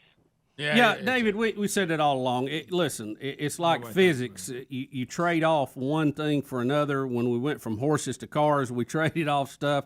We're going to trade off here too, and a lot of it is very short-sighted. It really is, and sadly, you won't know all of the damage done till after the fact. But that's the way that we always do things. But we got to charge, we got to mine, we got to do all this stuff to get these rare metals out to build these batteries, and then you got what are you going to do with the batteries? You got the power charge. I mean, it's a whole nother set of issues. We don't solve all of our problems by going to electric. And I'm not anti-electric. I'll be fine with an electric car. I don't care. Brian in Atlanta. I kind of like not having to stop and fill up. Rick and Bubba. You does about it won't me. I'll plug in with the best of them, Greg. Tell them, Bob. Go ahead, Brian. First time caller. Thanks, buddy. Appreciate that. Just quick thing about Olympic sports. I pitch in the National Horseshoe Pitchers Association. Oh boy! And we just finished the World Horseshoe Tournament in Winnemucca, Nevada, but it's not in the Olympics. But the funny fact is, the most winning athlete in the world is a horseshoe pitcher. His name is Alan Francis. He has 25 world titles, but he's the most winning athlete in the world. But it's not in the Olympics. Athlete's a stretch. Athlete's a stretch. He's super skilled. Well, There's no doubt about that. We can't compare the horseshoe champion to the 100 meters. No, athlete is a bit of a stretch. I mean, look, it's a skill, and I like very horseshoes. skilled. I've seen some people that game. are phenomenal at it. Fun game to play. But you know what he is? He's a probably the best horseshoe player around. He's the best horseshoe. I wouldn't go against him. There you go. And he is very good at But horseshoes. on the level of where we're stacking stuff, But horseshoes is But athlete? Yeah. Remember my line on Very skilled. on athletics. If you can drink and still keep doing it, it's not a sport. It's a skilled activity. A skilled That's true. activity. But we'll be back. More Rick and Bubba next. Rick and Bubba, Rick and Bubba.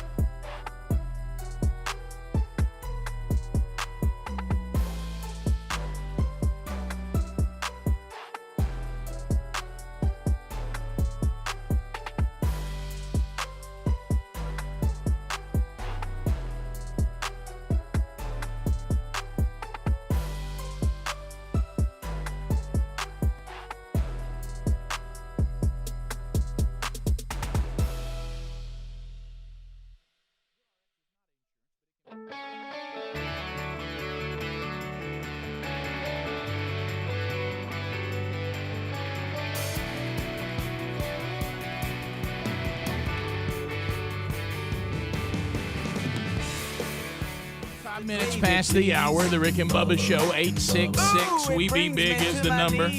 Thank you for being with us. Fired up to get you into the weekend. I do want to point you to buyraycon.com/Bubba. Buyraycon.com/Bubba. I mean, the Rick and Bubba audience and Buy Raycon, it has turned out to be a great relationship. The Rick and Bubba Army loves their Buy Raycons. If you get these earbuds, you're going to get them for about half the price of what the other comparable brands are trying to charge you. They're discreet. They fit more comfortably. No, you don't have stuff hanging out of your ears. And you can listen and love the sound quality, love the battery life. Also, you can get another 15% off by using our URL. That's buyraycon.com/Bubba. That's an additional 15% off. You get the 45-day happiness guarantee, so you really can't lose. So make the move now to buyraycon.com/Bubba. Buyraycon.com/Bubba and start listening to the Rick and Bubba podcast archives, your favorite music, whatever you want to listen to kind of take a little time to yourself and just kind of chill. Do it with the best and the most affordable, and that's buyraycon.com/Bubba. All right, so Mike Lindell, the left, they just hate Mike Lindell. The people are always going after Mike Lindell. And it's like they just want to stop Mike Lindell. And so we have another. Do you wonder why Mike Lindell continues to agree to come on CNN? Well, Rick, he likes to get out there and talk. I mean, he's not scared of anybody, but every time he goes on CNN, buddy, they give him fits, don't they? Drew Griffin and he get into it, and Mike Lindell tries to offer condolences to console Drew Griffin, who is getting so upset with Mike Lindell. Here it is. Waiting on an ad. Okay, waiting on an ad. Okay, so see there, a lot of people have been watching. There's ads on this video. Hey, Mike Lindell's on, and he's got the numbers. So when the ad is done, we'll hit you with Lindell, especially the part where he offers to console Drew Griffin, who's getting upset. Well, CNN, I am kind of surprised he's going on there because hardly anybody sees it. But they said they went an entire week and it had less than 1 million people. Yeah, that's all right. Here we go. Senate investigation found out it didn't happen anywhere. No evidence of widespread or systematic fraud. I don't think you really understand how votes are cast, collected, and tabulated in this country. Okay, you know what? I do. But what you don't understand is they can get, after they're tabulated, they can get hacked after the fact, which they were, because Donald Trump was going to win anyway. Donald Trump was going to win anyway. The paper ballots you didn't do an audit to match them up, though. Were audited against the machine No, they weren't. count. No, they weren't. In these counties, no, they weren't. Mike. No, they weren't. Who told you that? The county officials. Oh, did they tell you that? Well, they're going to have some answering to do. No matter who says there was no widespread fraud in the election, whether it's local election officials, secretaries of state, judges, or even Donald Trump's own attorney general, Mike Lindell's conclusion is the same. They are all wrong. All these county officials are lying? I don't know. They might be misconstrued. We'll say misconstrued because they don't realize what happened. Lindell says his information comes from multiple sources, all of them super secret. He claims he's spent millions on the project and also claims he will give $5 million to anyone who proves him wrong. Mike, you can make up anything. Who can? No, you can't. This is where. No, this you is are just where, going to have no, a no, demonstration. No. This is where you're wrong. We're giving it to We're giving it to the cyber people that show up. We're going to give them each state. Here's a state, Georgia. They can take it apart. You could possibly be the victim of a scam here. Well, then why don't you come to the symposium and make $5 million? Are you worried about me? We should give a hug. You're worried about Mike? Oh, God bless you. Here's what we're worried about. We're worried that what you are doing is mistakenly or deliberately destroying the confidence in the legitimate elected president of the United States and fostering what could be real damage I never said to this anything country. bad about Biden or the Democrats. You ever. You have through this investigation. No, I have not. You pull it up. You're lying now. You're lying. Mike, I said the Democrats warned us. No, you're lying. I said the Democrat Party warned us of this. You're saying that Joseph Biden was illegitimately elected. I'm saying that China did an attack on our country. And that the wrong person won. That's right. The people. Hug it out, boys. Hug it out. Hug it out, boys. Hug it out. Hug it out, boys. That's funny. Wow, I didn't know that. I didn't know that Lindell was still so dug in on this. Yeah, and this guy did he investigate the 2016 election when the Democrats were saying that the numbers were stolen and changed? I mean, it's just it's the same old thing. The amount of unfair edits to Lindell. I'm not saying Lindell is 100% right or whatever, but since it was on CNN, you can see every time that, that might have been a good point if they had let him finish the sentence. Right. The amount of unfair edits are amazing in that thing. So keep in mind that was from CNN. So why would Mike go on CNN? I appreciate him the way you think about it. I'm not afraid to go and make my case to even someone who opposes it. I respect that, but when you go onto a news source like CNN, as you just said, they record it, and then they're going to make you look as maniacal and goofy as they possibly can. Like 60 Minutes used to. Yeah, be. and there's the way they would shoot the video, make your face, big as a screen. Yeah, there's nothing you can do about that. You're at their mercy, and I don't see them going, let's be fair to Mike. No. Right, and Mike doesn't do himself any favors, I don't think. He doesn't. The one thing he was trying to say there was, I didn't say anything bad about Democrats. I was saying that the Democrats warned us that these machines could be hacked in 2016. Yes, before the election. So he had some pretty good points there. It was just like the vaccine. You had the Democrats saying, it's scary, I won't take it, when Trump was in. Yeah. And now that Biden's in, hey, this is great stuff, go get it. Yeah. And it's the Same same vaccine. thing. It's the same thing. And And it happens on both sides to some degree. And people see that and they get confused because it goes back to what we said about tribalism. It's my team does. If my team's doing it, I'm for it. If your team's doing it, I'm against it. I mean, like we're all going to play a football game or something, or whatever your sport may be. But so I just the point that he tried to make, and I said is if when did the Democrats change their mind that these voting machines were fine? Because when Trump shocked everybody in 2016, they did suggest that there was something illegitimate about that vote. Yeah. And the Russians had hacked. So what was done to make sure this election was straight up? I mean, maybe it was. I mean, I just didn't know. But a lot of the checks and balances and security things were laid aside because of COVID and to try to get people to vote. And some people think that's dangerous. Some people think it was great. But it is easier under the rules we had in the last election. It's much easier to cheat. Now, I'm not saying it's for anybody easier to cheat. Right. When you lower your defenses. I mean, that just makes sense. Yeah, if you have less checks on voters, then there's more room for them to get into illegal activity. Well, if you want to have some fun, if you have someone who's in your life that sees the world through the filter of the left, if you want to have some fun, there's a couple of things we've done over the years that's a blast, and now we've got a new one. If they start talking to you, say about where life begins and abortions on demand. And they always will throw out the mother's life in jeopardy. What if somebody was raped? They always go there. Right. And we've had people do testimonies about the rape that say, my life wasn't worth it. Right. And I was conceived in rape, and I've been able to live a very productive life. Yeah. We did a podcast about that not too long ago. And had kids. But let's just say they're always going to say it. Then you look at them and say, all right, today we make the deal that people can have an abortion if their life is in danger or they're victims of rape. Okay, so but that stops about 98%. And then you say, but abortion on demand as birth control is out. Right. They will not take that deal. Right. Okay. Then if you go to them and say, all right, I'll tell you what, everybody needs to have a card to prove they've been vaccinated or they can't do certain things, but they also need an ID to vote. So let's do both. Yeah. You cannot get them to agree to that. No, deal. you can't. You cannot get them to agree to that deal. And so every time because everything is always grandstand. So if you ever want to shock them, go and say, I'll tell you what, we'll make that deal right now. Yeah. So we all need to have identification, and we need to walk around, let everybody know we've been vaccinated and that we legally can vote in this place. So let's do that. And we're going to continue to have abortion, but it's only going to be in cases of rape or the mother's life's in danger. You won't get They'll never make that deal. No.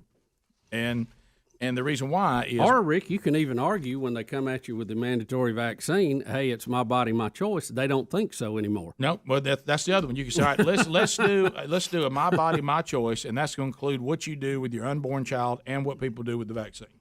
They won't make that deal either.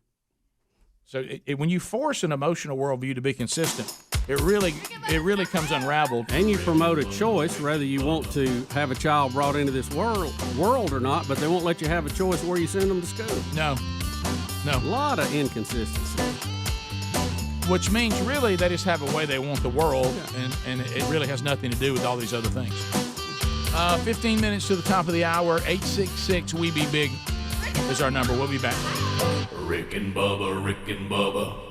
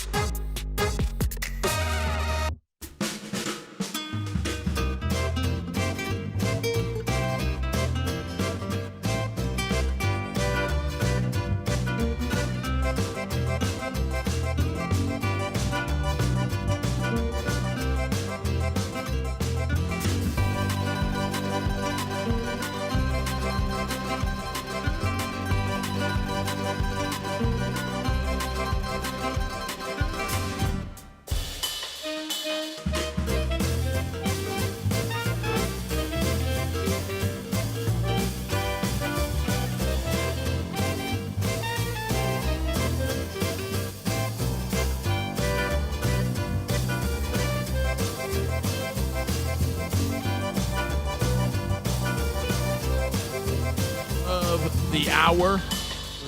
Rick and Bubba Show. Let's go. Things to be aware of that the Rick and Bubba Show is either directly or indirectly tied to for the weekend. Tonight, Riley Green, who was on the show earlier today, a celebrity softball game, Jacksonville State University tonight there at the new baseball stadium. And then he'll do an acoustic set right after that, and he's brought some of his NASCAR and country music friends into play tonight, raising money for the JSU athletic department and also St. Jude's. And you can pay $20 at the gate, get the softball game and the concert, and you're helping out two great causes. 3 on the String, 50-year anniversary at the theater there in Birmingham at the BJCC. The Amazing 3 does the Still Kicking show tonight. That is 50 years of 3 tonight, then 2 shows tomorrow. If you don't have tickets to that, there's still tickets available. Get them through Ticketmaster or 3onthestring.com. And then I'll be in Huntsville tonight visiting with the men at Mount Zion Baptist Church from surrounding areas for the Reman event tonight. Looking forward to seeing all of you there. Bubba, Virgin Galactic. Virgin Galactic. Have you seen this? Virgin Galactic. They are now doubling the price. So they're saying that it will now cost $450,000 for its 2022 passenger flights. That is double. Yeah, they're having such demand, Rick. They've gone up in price. Yeah. Good for them. And I had a guy, it was funny, a friend of mine was telling me the other day, we were talking about inflation and prices going up, and he said, what the cure for high prices is? And I said, no, what's that? He said, high prices. So it will eventually level itself out. Capitalism works.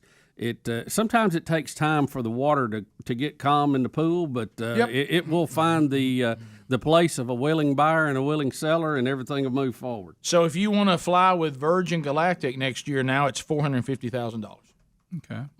How about that? How about that? I know one person ain't gonna be riding. It'd be Ish. And so you're not gonna be doing it? Nah. If they get the price down, you go up though. Well, it'd have to come way down. Like $450. All right, Jordan, fire it in there. Jordan is standing by. Jordan, welcome to Rick and Bubba out of Troy, Alabama. Come on, Jordan. All right, Jordan, fire it in there. Hey guys, I just got a question about the store. How often do y'all put new products out there in the Rick and Bubba store? It comes in waves. I mean, sometimes it'll go a long time without anything new. Usually going into Christmas season, there'll be new items that'll show up. Usually going into Father's Day, the summer. That's usually the 2 times of year that new stuff comes in. The reason I was asking is because I was looking on there for a hat to play golf in. And Bubba's captain hat is really nice. I would look really good hitting bombs down par 5 on that. Yeah. Mm-hmm. But I just don't know if I can do a white hat. It would look really good in like a fire engine red, I think. Now, why red? The same captain's hat in fire engine red? Yes. I like that. Well, all right, Jordan, fire it in there. Here's the problem. If we'd have put it out in fire engine red, we would have had a guy call who golfs and says, if that thing was white. Well, no, and he gave you the reason. And though. reflected heat a little bit better. Yeah. You can't wear a white hat golfing. It just gets nasty. Well, go back up at the. There's nothing wrong with the nasty hat. Look at these other hats, means you're getting it. Jordan. I mean, put the hats back. Fire up them in there. We've got some really cool hats that you could wear and play golf in. I mean, why? I mean, look at that one right there. The Flex Fit trucker hat. I mean, you won't play golf in that? Look over here at the. Where's the one other? Well, if you sweat in a hat, they all stain. Yeah.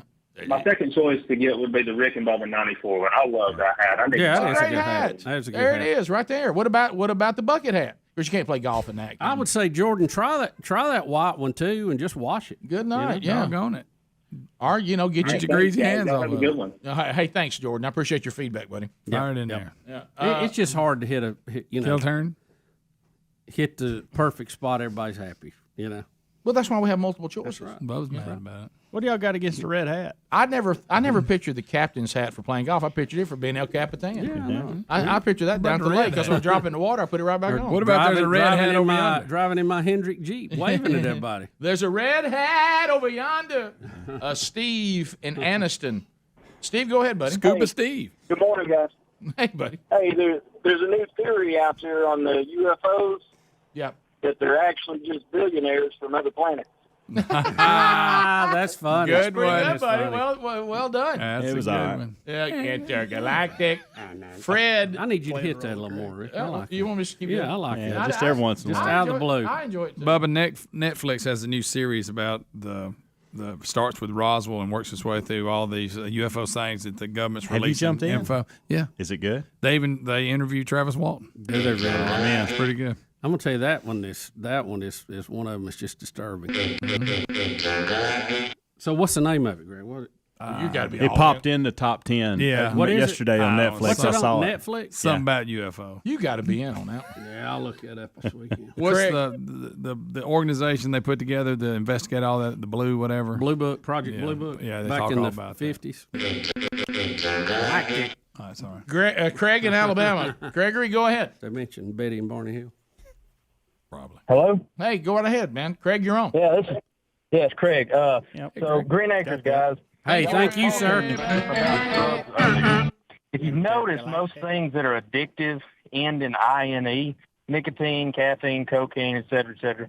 Well, there's been some studies done, and they found a new drug that contains a discovered chemical called rickenbubbatine. Yes. You know, some drugs you smoke, snort, shoot, et cetera, et cetera. Well, this drug is actually taken in through the ears.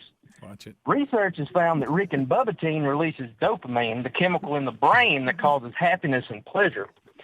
I actually have a problem with rickenbubbatine. I have withdrawal symptoms when it isn't live on the air. You know, I know. Y'all play the best of Rick and Bubba moments, but it's just not the same. It's like drinking a day-old cup of decaf coffee. I thought you were going to say. Decaf coffee. Yeah. You know, it gets me through the day, but it's just not the same. Understood. So- Well, we're glad you miss us. Yeah, we used to have we had a song years ago that a fan of the show did, and it was called "I'm Addicted." I'm addicted. I'm addicted to Rick and Bubba. Say, addicted, addicted. I'm addicted to Rick and Bubba. Ha! And we don't know where it is. It's not in Insta It's Replay. one of the rare it's not in things here. that went missing. He says it's in. It's not in the Insta I thought Replay. we've been looking at that thing for years. It's under Boeing Arrow. It's not in there, Speedy. He said it was in there yesterday. He did not. Fred Birmingham. Freddie, go ahead. Yes, I'm a senior citizen. Been listening to you since your start. Thank you. I don't understand the question I got. How does a great tennis player and a great football player ever get together? I don't understand that. Well, Bubba was not a tennis player when I met him. Yeah. It's kind of like what Betty told Bubba when he started hunting. You weren't hunting when I met you. Betty and I have the same story. He had no interest in tennis when I met him. Well, I haven't spent a lot of time on it the last few years. I so. know, buddy. But bottom line, I wish I could. The bottom line is I loved it evolved.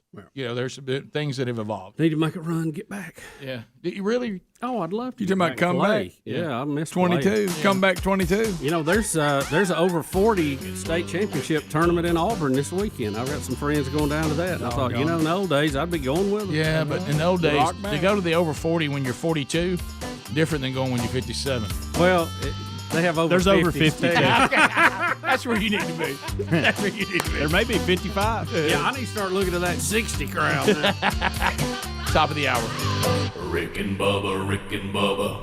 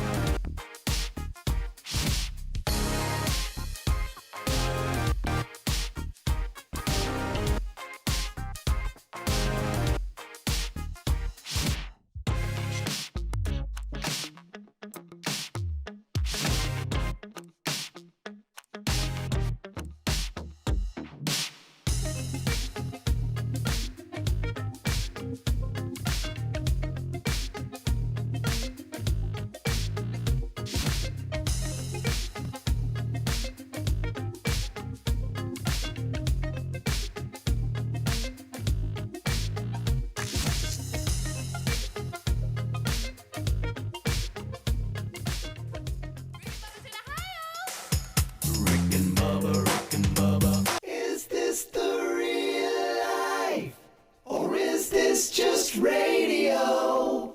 Caught up in the landslide they call the Rick and Bubba Show. Open your ears, conquer all your fears and see. They're just two big boys, always on my radio. Make sure you're always up, never bored. They love to laugh, love the Lord. Anywhere the ratings go doesn't really matter to me. To me. You get through 2 weeks. Let's go. 7 minutes past the hour of the Rick and Bubba Show. Thank you for being with us. Chris Wood, Olympic update coming up this hour. Speedy, the real Greg Burgess, Helmsy, Eddie Van Adler, all here as we go through another hour.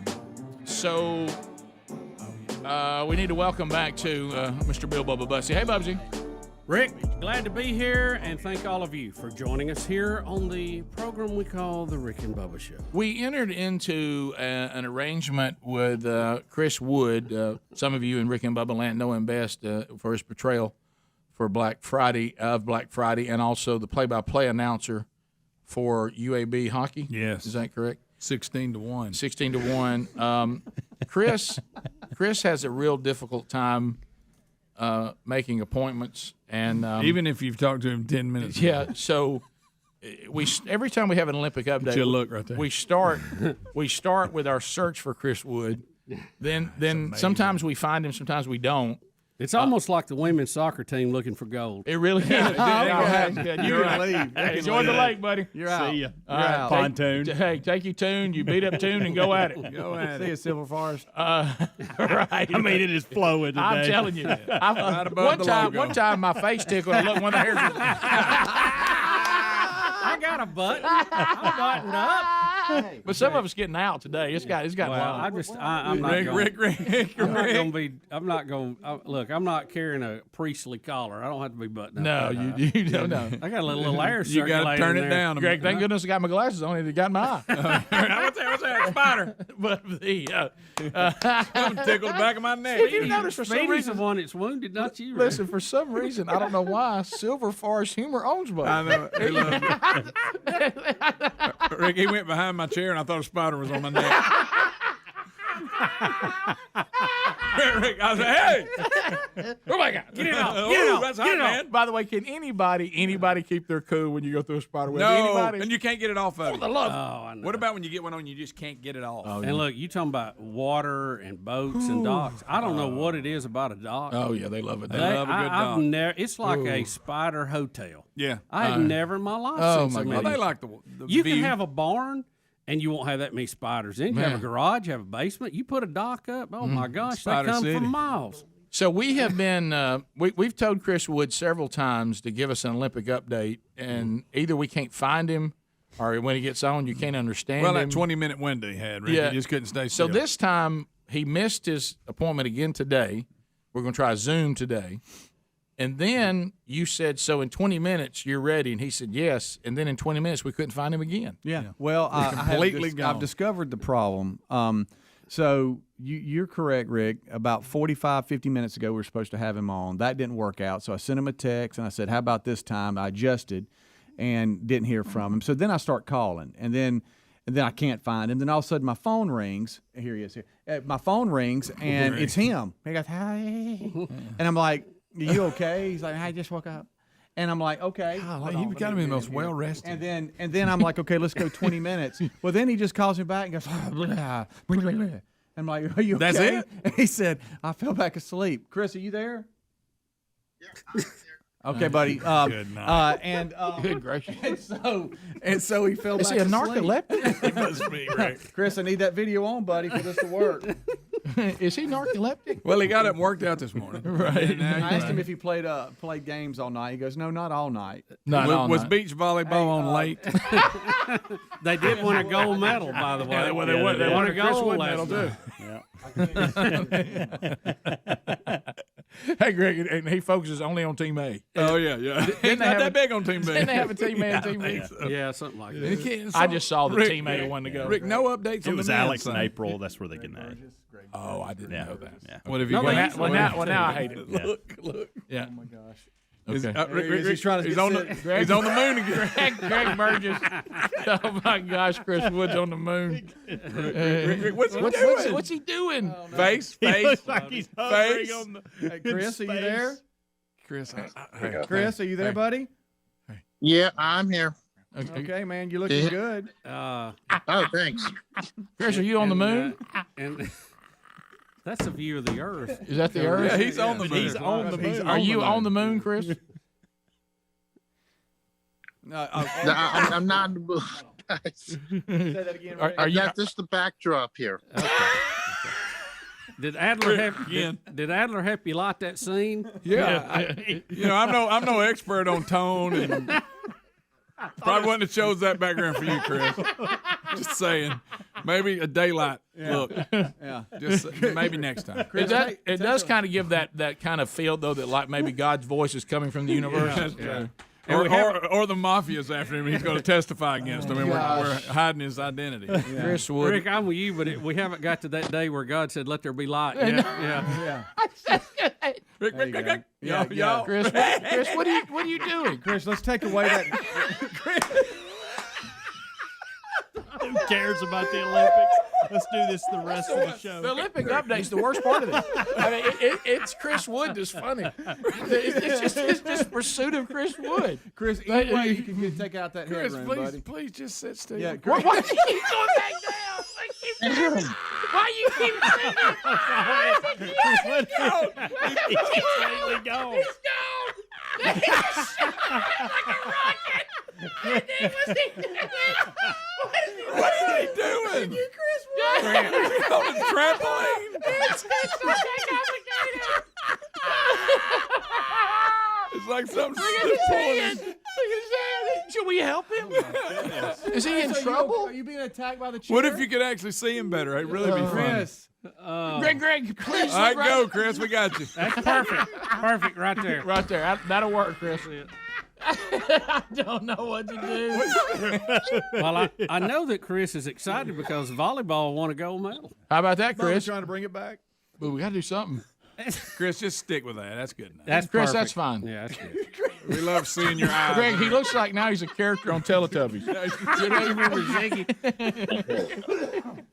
Chris? Look, I hate it for the radio people that can't see this. But let me tell you, there's never been a better time than you should be looking at our YouTube than right now. Oh, I'm wheezing.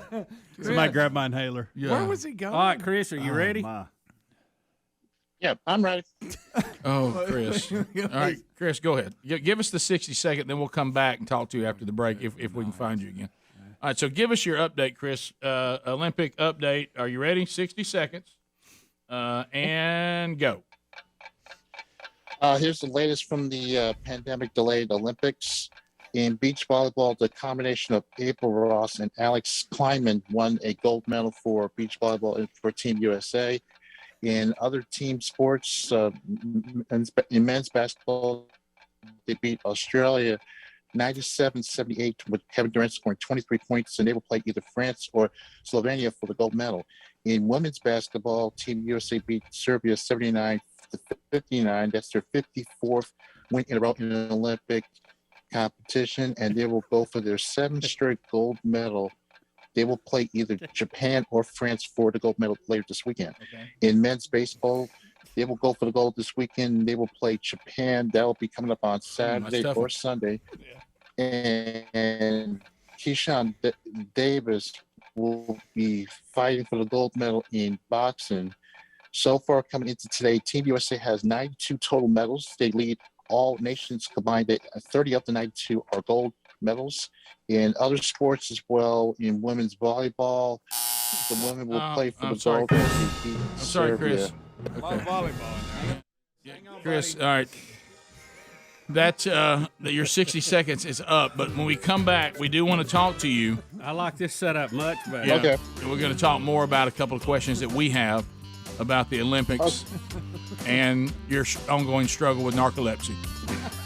Okay. Look at his face. The fact that he's the moon, I mean, the Earth. That is fantastic. Look at that. Look at Chris Wood. We'll be right back. Rick and Bubba, Rick and Bubba. There's no denying that getting back out there.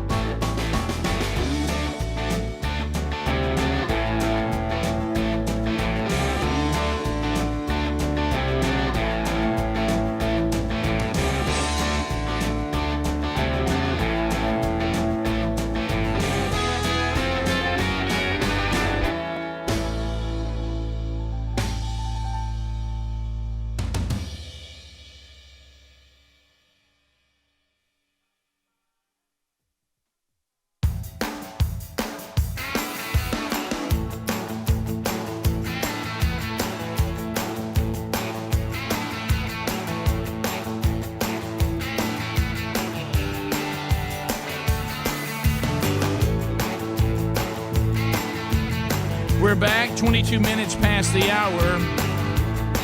Olympic correspondent for the Rick and Bubba Show, Chris Wood. He now has left the world of the cellular phone and has moved into the high-tech world of Zoom. And what an update it was. Adler got him set up, got him lit, and ready to go. What an update. Chris, thank you for agreeing to do Zoom today. It has worked out. It's like Chris, he's in the capsule. We're It's just like not he's used- laying down in the capsule. We're just not used to seeing you, Chris. There you are. Yeah. Chris, you look fantastic. All right, so so you said in the Olympics, beach volleyball, one of your favorite sports, women's division. Do you even have any idea what the men's beach volleyball team is doing? Rick. Chris? Yeah. You okay? Did you fall asleep again? No, I've been trying to look for the entire Olympics. I don't think they have one this year. I'm here. Chris, they do. They have one. I don't think we have a men's team. What, men's team? Chris, I hadn't caught him much either. I got you. Rick, funny, they also don't have the men's 100. I haven't seen it. So, Chris, what about Allison Felix? She won her 10th medal and now tied Carl Lewis as the most decorated Olympians of all time, won her first medal at the 2004 Olympics. How about that? That's quite a career, isn't it? Yes, it is. It's very good, though. It's it was a different era for Carl Lewis, but it's nonetheless a great accomplishment. Well, wait a minute. You think Carl Lewis had more competition? I mean, the competition back then was probably much greater, but this one, but the competition now is so different. It's two different eras and stuff. Okay. That's do you think it was tougher when Carl Lewis did it, or do you think it's tougher now when Allison Felix did it? Well, I mean, either way, I mean, a competition is always going to be tough, but it was just a different time then. I mean, when Carl Lewis did, you didn't have all this social media and all this other stuff. They're doing what Allison's doing in the social media era. So that's why I say it's two different eras. Okay. I cleared it up. I got it. How many bars you got right now? What did that mean? Not a lot. Yeah. Chris, I got to tell you, your commitment to technological, standards. You're coming in loud and clear. Your cell phone's fantastic. Chris, I want to talk about why we couldn't get you on the air. Yeah. Thank you. Rick. Do you struggle to get up and make appointments? To some extent. I don't get a lot of sleep most days. Beach volleyball still rolling. Why do you not get into the bed at a decent time? You need your rest, Chris. Oh, I know. It's just that when I try to go to sleep, I have a lot of things on my mind, and a lot of people. Okay. Right. I've been there, buddy. Chris, do you ever think about us? Some of the time. In a positive way. In a positive way. Yeah, I mean, man, I hope everything's going good with the guys. But are you into gaming? Do you game? Not really, though. I mean, the only type of game that I like is sports. All the other games is just not for me. You don't do video games at all? Not that much. Okay. For sport. You play like late at night or into the morning, and maybe sometimes it keeps you up? I used to, but then trying to do it late at night is not always feasible, because sometimes you got other games going on and also other shows that be going on. So sometimes during the wee hours, there's always something you don't see during the day that maybe you did see from before. So what is your favorite right now? Your favorite Olympic story as we get into this last weekend? What when you walk away from your coverage, wall-to-wall coverage of the Olympic Games this year? Right now, what story do you think is the best one out of the Olympics? Best one would be USA basketball. Oh my God! The men's side, that they struggled at the beginning, and then they Hey, Chris, can you walk up? Can you walk like halfway up your steps, maybe? Just halfway? 'Cause we're really struggling here, buddy. What was your great mother?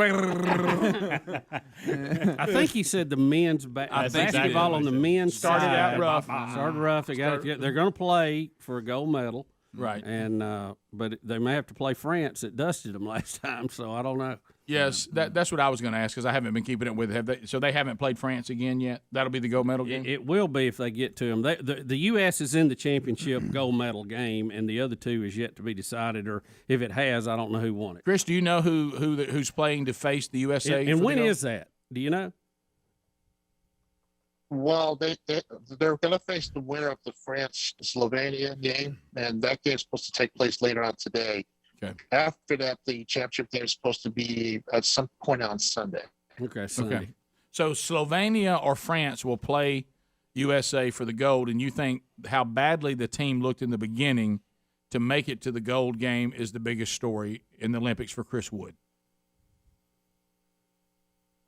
Yes. Okay. Yeah. Chris, the color you brought to the Olympics. Shot of that? Yeah. Chris, your setup is fantastic. Is what it is. The audio sounds like he is trying to talk from the moon. Yeah, it is. Yeah. So, Chris, have you ever dealt with Zoom much? No, this is pretty much the first time I've dealt with Zoom. How does it feel? I mean, do you think this is technology you may embrace? Pretty much. I like it. I'm used to the Skype part, but it's not too bad though. Yeah, well, hopefully we have the final wrap up with you coming next week, because the Olympic Games end this weekend, right? That's it. Yeah. Sunday's the last day. Closing Yes. ceremony.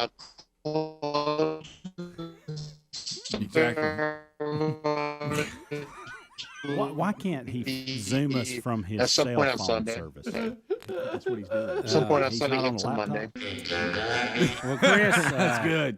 Chris, still struggling there a little bit with the signal, but I wonder if he we'll is check using in with you. Wi-Fi or cell. Chris? We went through this yesterday when we tested. Yeah, he's on cell. Well, So does they hang not on. have a Wi-Fi? It doesn't reach the dungeon. And that may be the USA and France on Sunday. Chris, for that the goal, I was hear. very informative. Okay. Thanks. All right, Chris.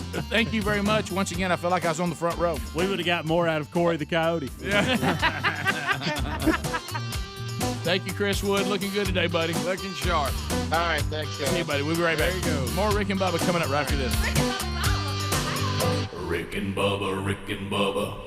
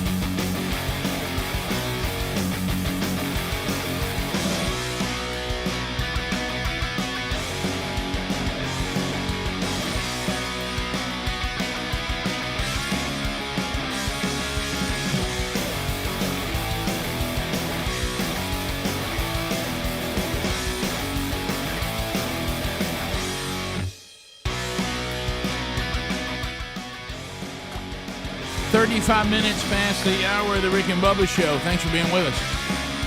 So, a lot of times people get to a point where they think, hey, I would really love to learn to play the guitar.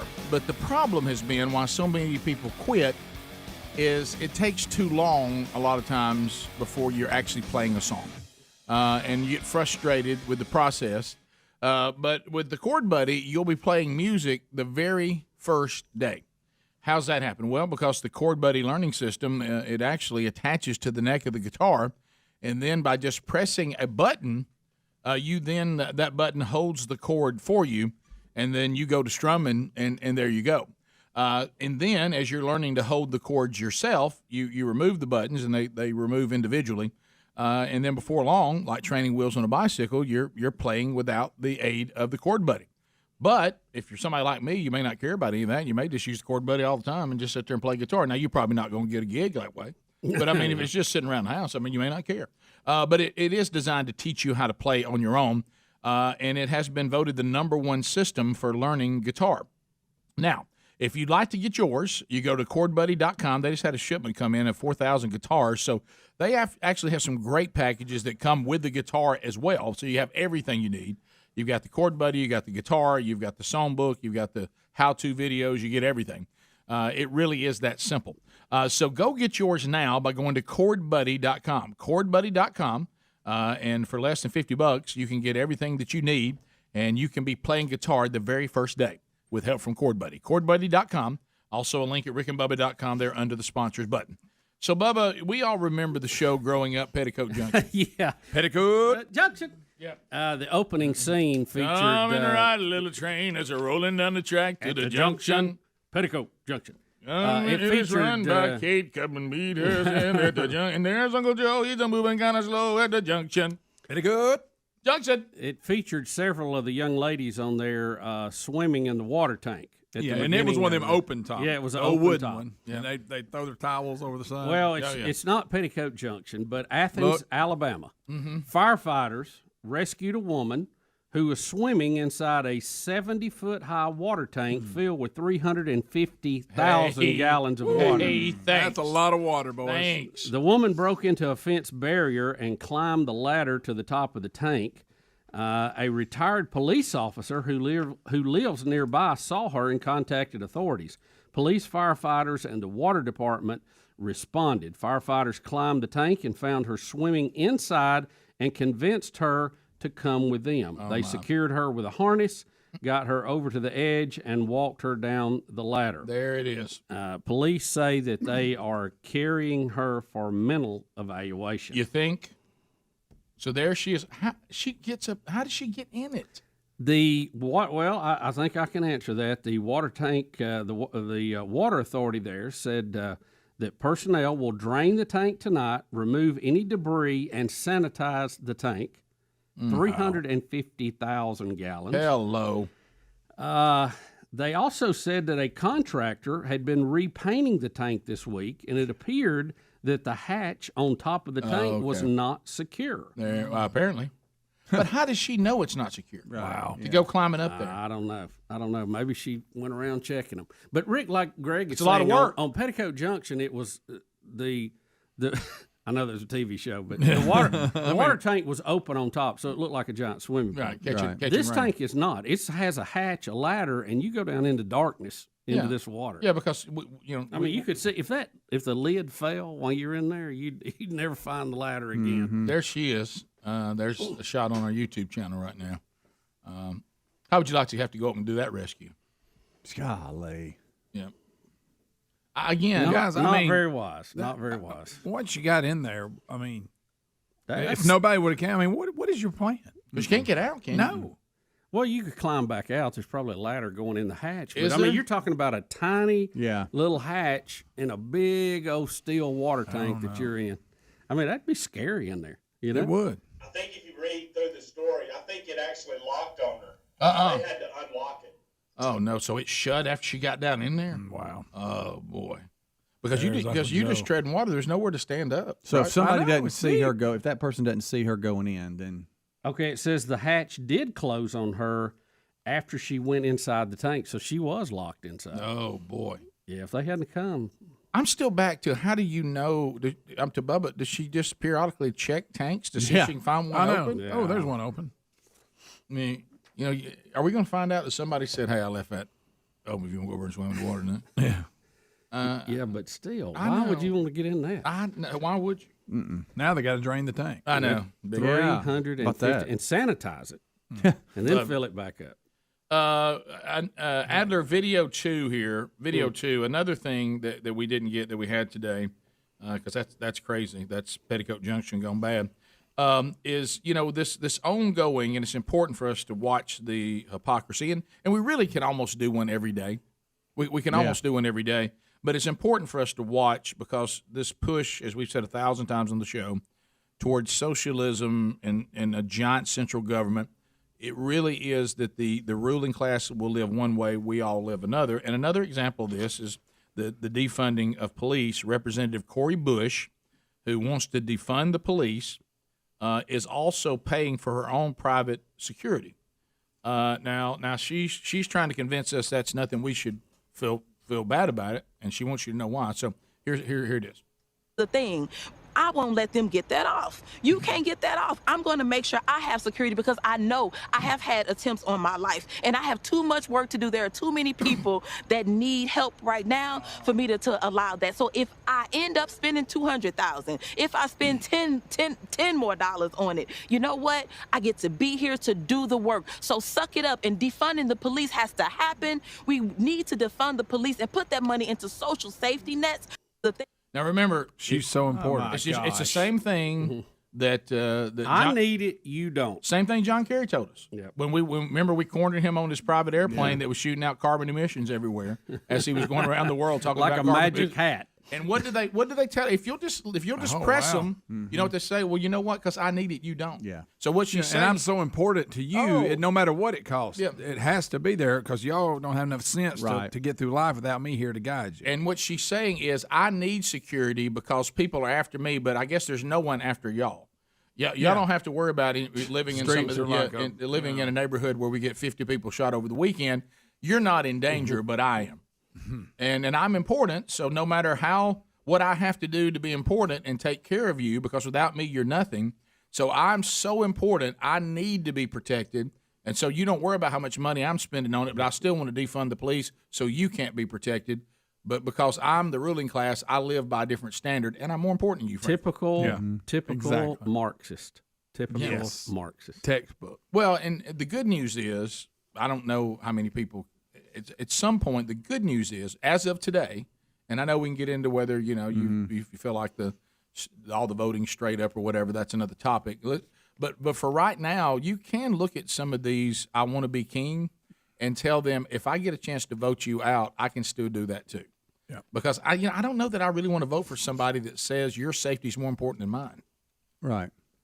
Yeah. I mean, and this is not an isolated case. No. Many of these mayors, many of these council people that have been out screaming to defund the police, do away with police, have private security. Private security is going way up for all of them. I mean, you just look at stories. There's dozens of them. Well, and that's the thing I think is missed too. Some of you that think, "Oh man, I'm against the law and I'm going to get them back." The people that get defunded, they go and work for them and get paid to be private security. Right.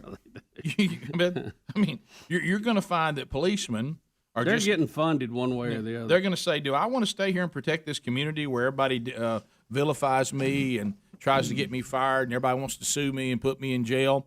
Or maybe I could just go to the ruling class and be their security, and then suddenly I'll get paid a lot of money and never be under any scrutiny." Yep. Yeah. Because if I throw somebody down protecting them, I bet they'll cover for me.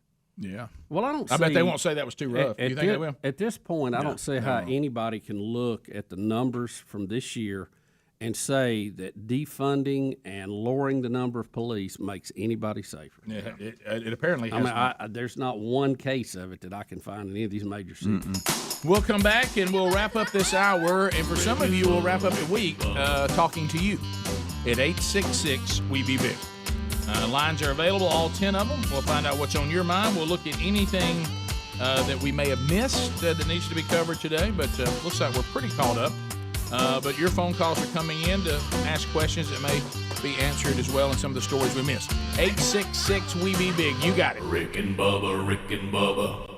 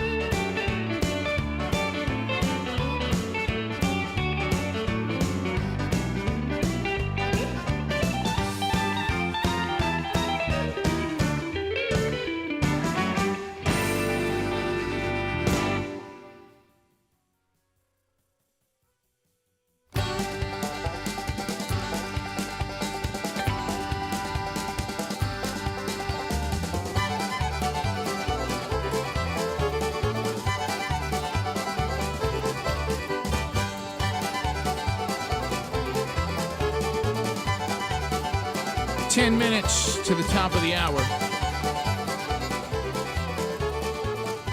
It's a while.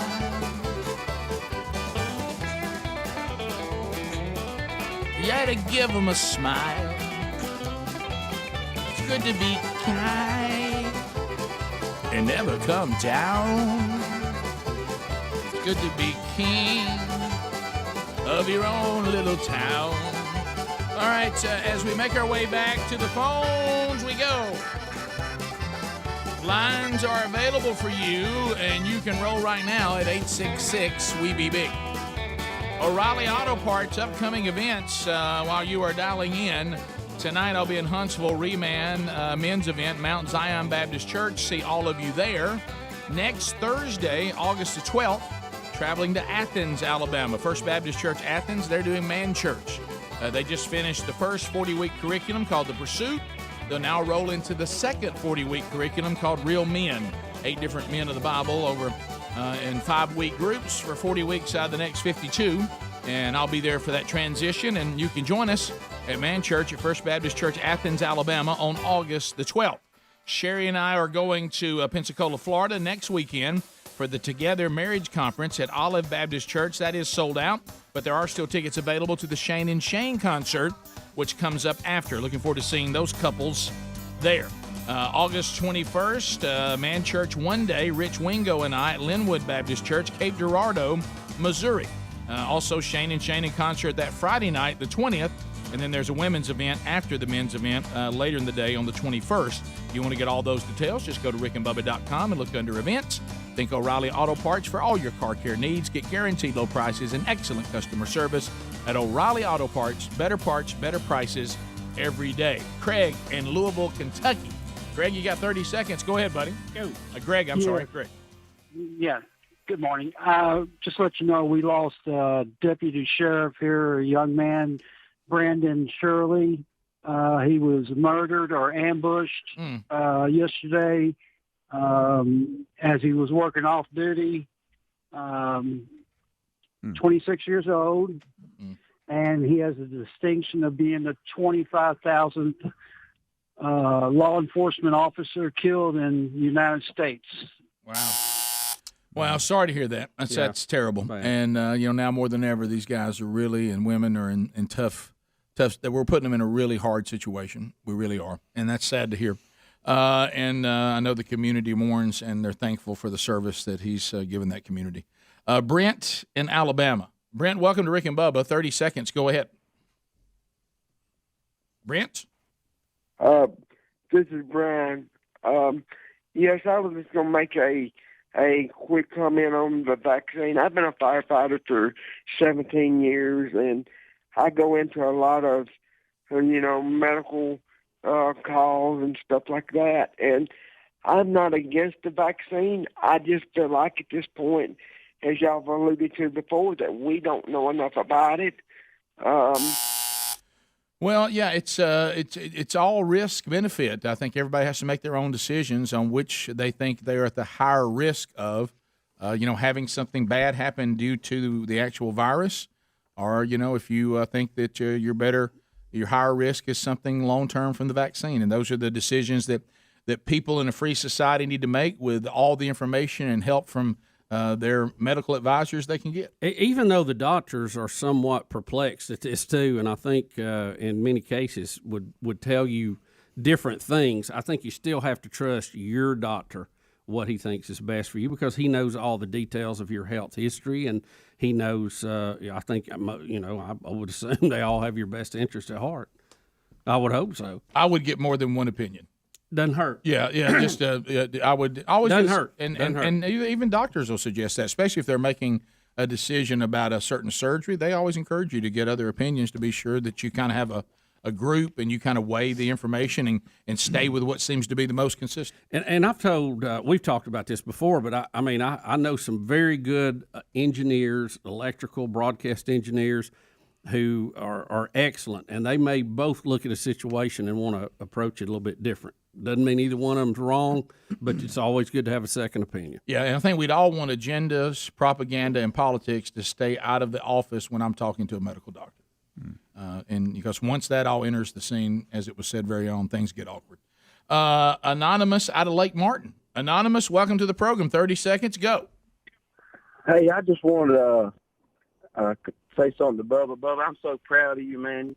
Finally giving a little cash to the guys up there on the docks at the marina. Yeah, man, try and take care of them. Yeah, that's right. I actually worked there last summer, and I told them I was going to come up there and get my cut of it since I called in and got on you about it. Yeah, well, I think we made up for it this year. You think they're glad they see you coming? I don't know. I don't know. They, fill up my boat like they do everybody else's. Right. They do a good job. Yeah. It's hot out there. Hot out is. there, man. Hot. To Dale in Greenville, Alabama. Dale, go ahead. 30 seconds. Hey, I've been a firefighter for 19 years. I'm a firefighter paramedic, and I'd just like to say, for those of you who are feel difficult about taking the vaccine, those of us in the healthcare community have gone through the worst thing I've ever been through in 19 years with the coronavirus. And I would encourage everybody to take the vaccine. Thanks for your call. Appreciate that. You're out there in the front lines. You're seeing it, and but that's what we're talking about. It's one thing to encourage. It's one thing to say, here's my point of view, and everybody weigh in on that, and you use your platform to give people the advice based on what you're seeing. And I appreciate what you do, and I know it's hard out there. Derek in Montgomery, I-92, WLWI. Derek, go ahead. Yeah, so I was want to know, at the end of every Friday show, y'all should all turn around and fart on the microphone. Okay. Couldn't get it out of that laugh. Well, in all fairness, throughout the years of working here, Bubba is the only one on the show that has that kind of gift. Yeah. Most of us, What? they come without. Does he have the ability on command? Yes. No. Absolutely. Remember, he never was. Remember, they kept him from moving up in the bar company. I was never management material. Yeah, he was never management. I mean, he can do it, but it's not on demand. You're the one that few on demand I've ever seen. Yeah. It took years to learn. It's a gift. Yeah, it is. Dylan in Texas. The day I played Mary Had a Little Lamb made you a believer, didn't it? Dylan, go ahead, Good buddy. morning, guy. Hey. Hey, how y'all doing this morning? Good. We're great. I hope you're Just okay, wanna man. get y'all's input on something. I work in the health field out here in Texas, and y'all some smart gentlemen. How do y'all feel about him making the vaccines mandatory for you to continue working in healthcare? Yeah, you're going to see that. It's already taking place in a lot of places. The military is going to do it too. The courts currently have ruled that an employer can mandate that, but I don't know. I'm not a huge fan of it. I'd much rather people do it of their own free will. Yeah. But the legal side of it, as you said, Bubba, it's looking like it's one thing what I think about it, and Bubba said that, and I'd agree. I'm very uncomfortable with anybody forcing anyone else to take a pharmaceutical of any kind. I'm being forced on you. Now I think there's a way to encourage you and try to sell you on it, and kind of tell you why they think that's a good idea, and then you buy into it. But being forced to do it because I don't know that just doesn't sit right. Well, listen. In my own family, we're going through this right now. We're having debates and discussions about it, and we got 4 people with 4 different scenarios, and we're trying to work it out too. But I know a lot of people that are going to leave their job over it, so it's very important to some people. Yep. So, and that's the reason why they're getting allowed to do it, is you do have the option to go do something else. But I hate to see people put in that position. Top of the hour. Thanks for being with us. Rick and Bubba. Hey, thank you for watching Rick and Bubba live on our YouTube channel. We're here live every Monday through Friday. Be sure to subscribe and hit the little bell for notifications.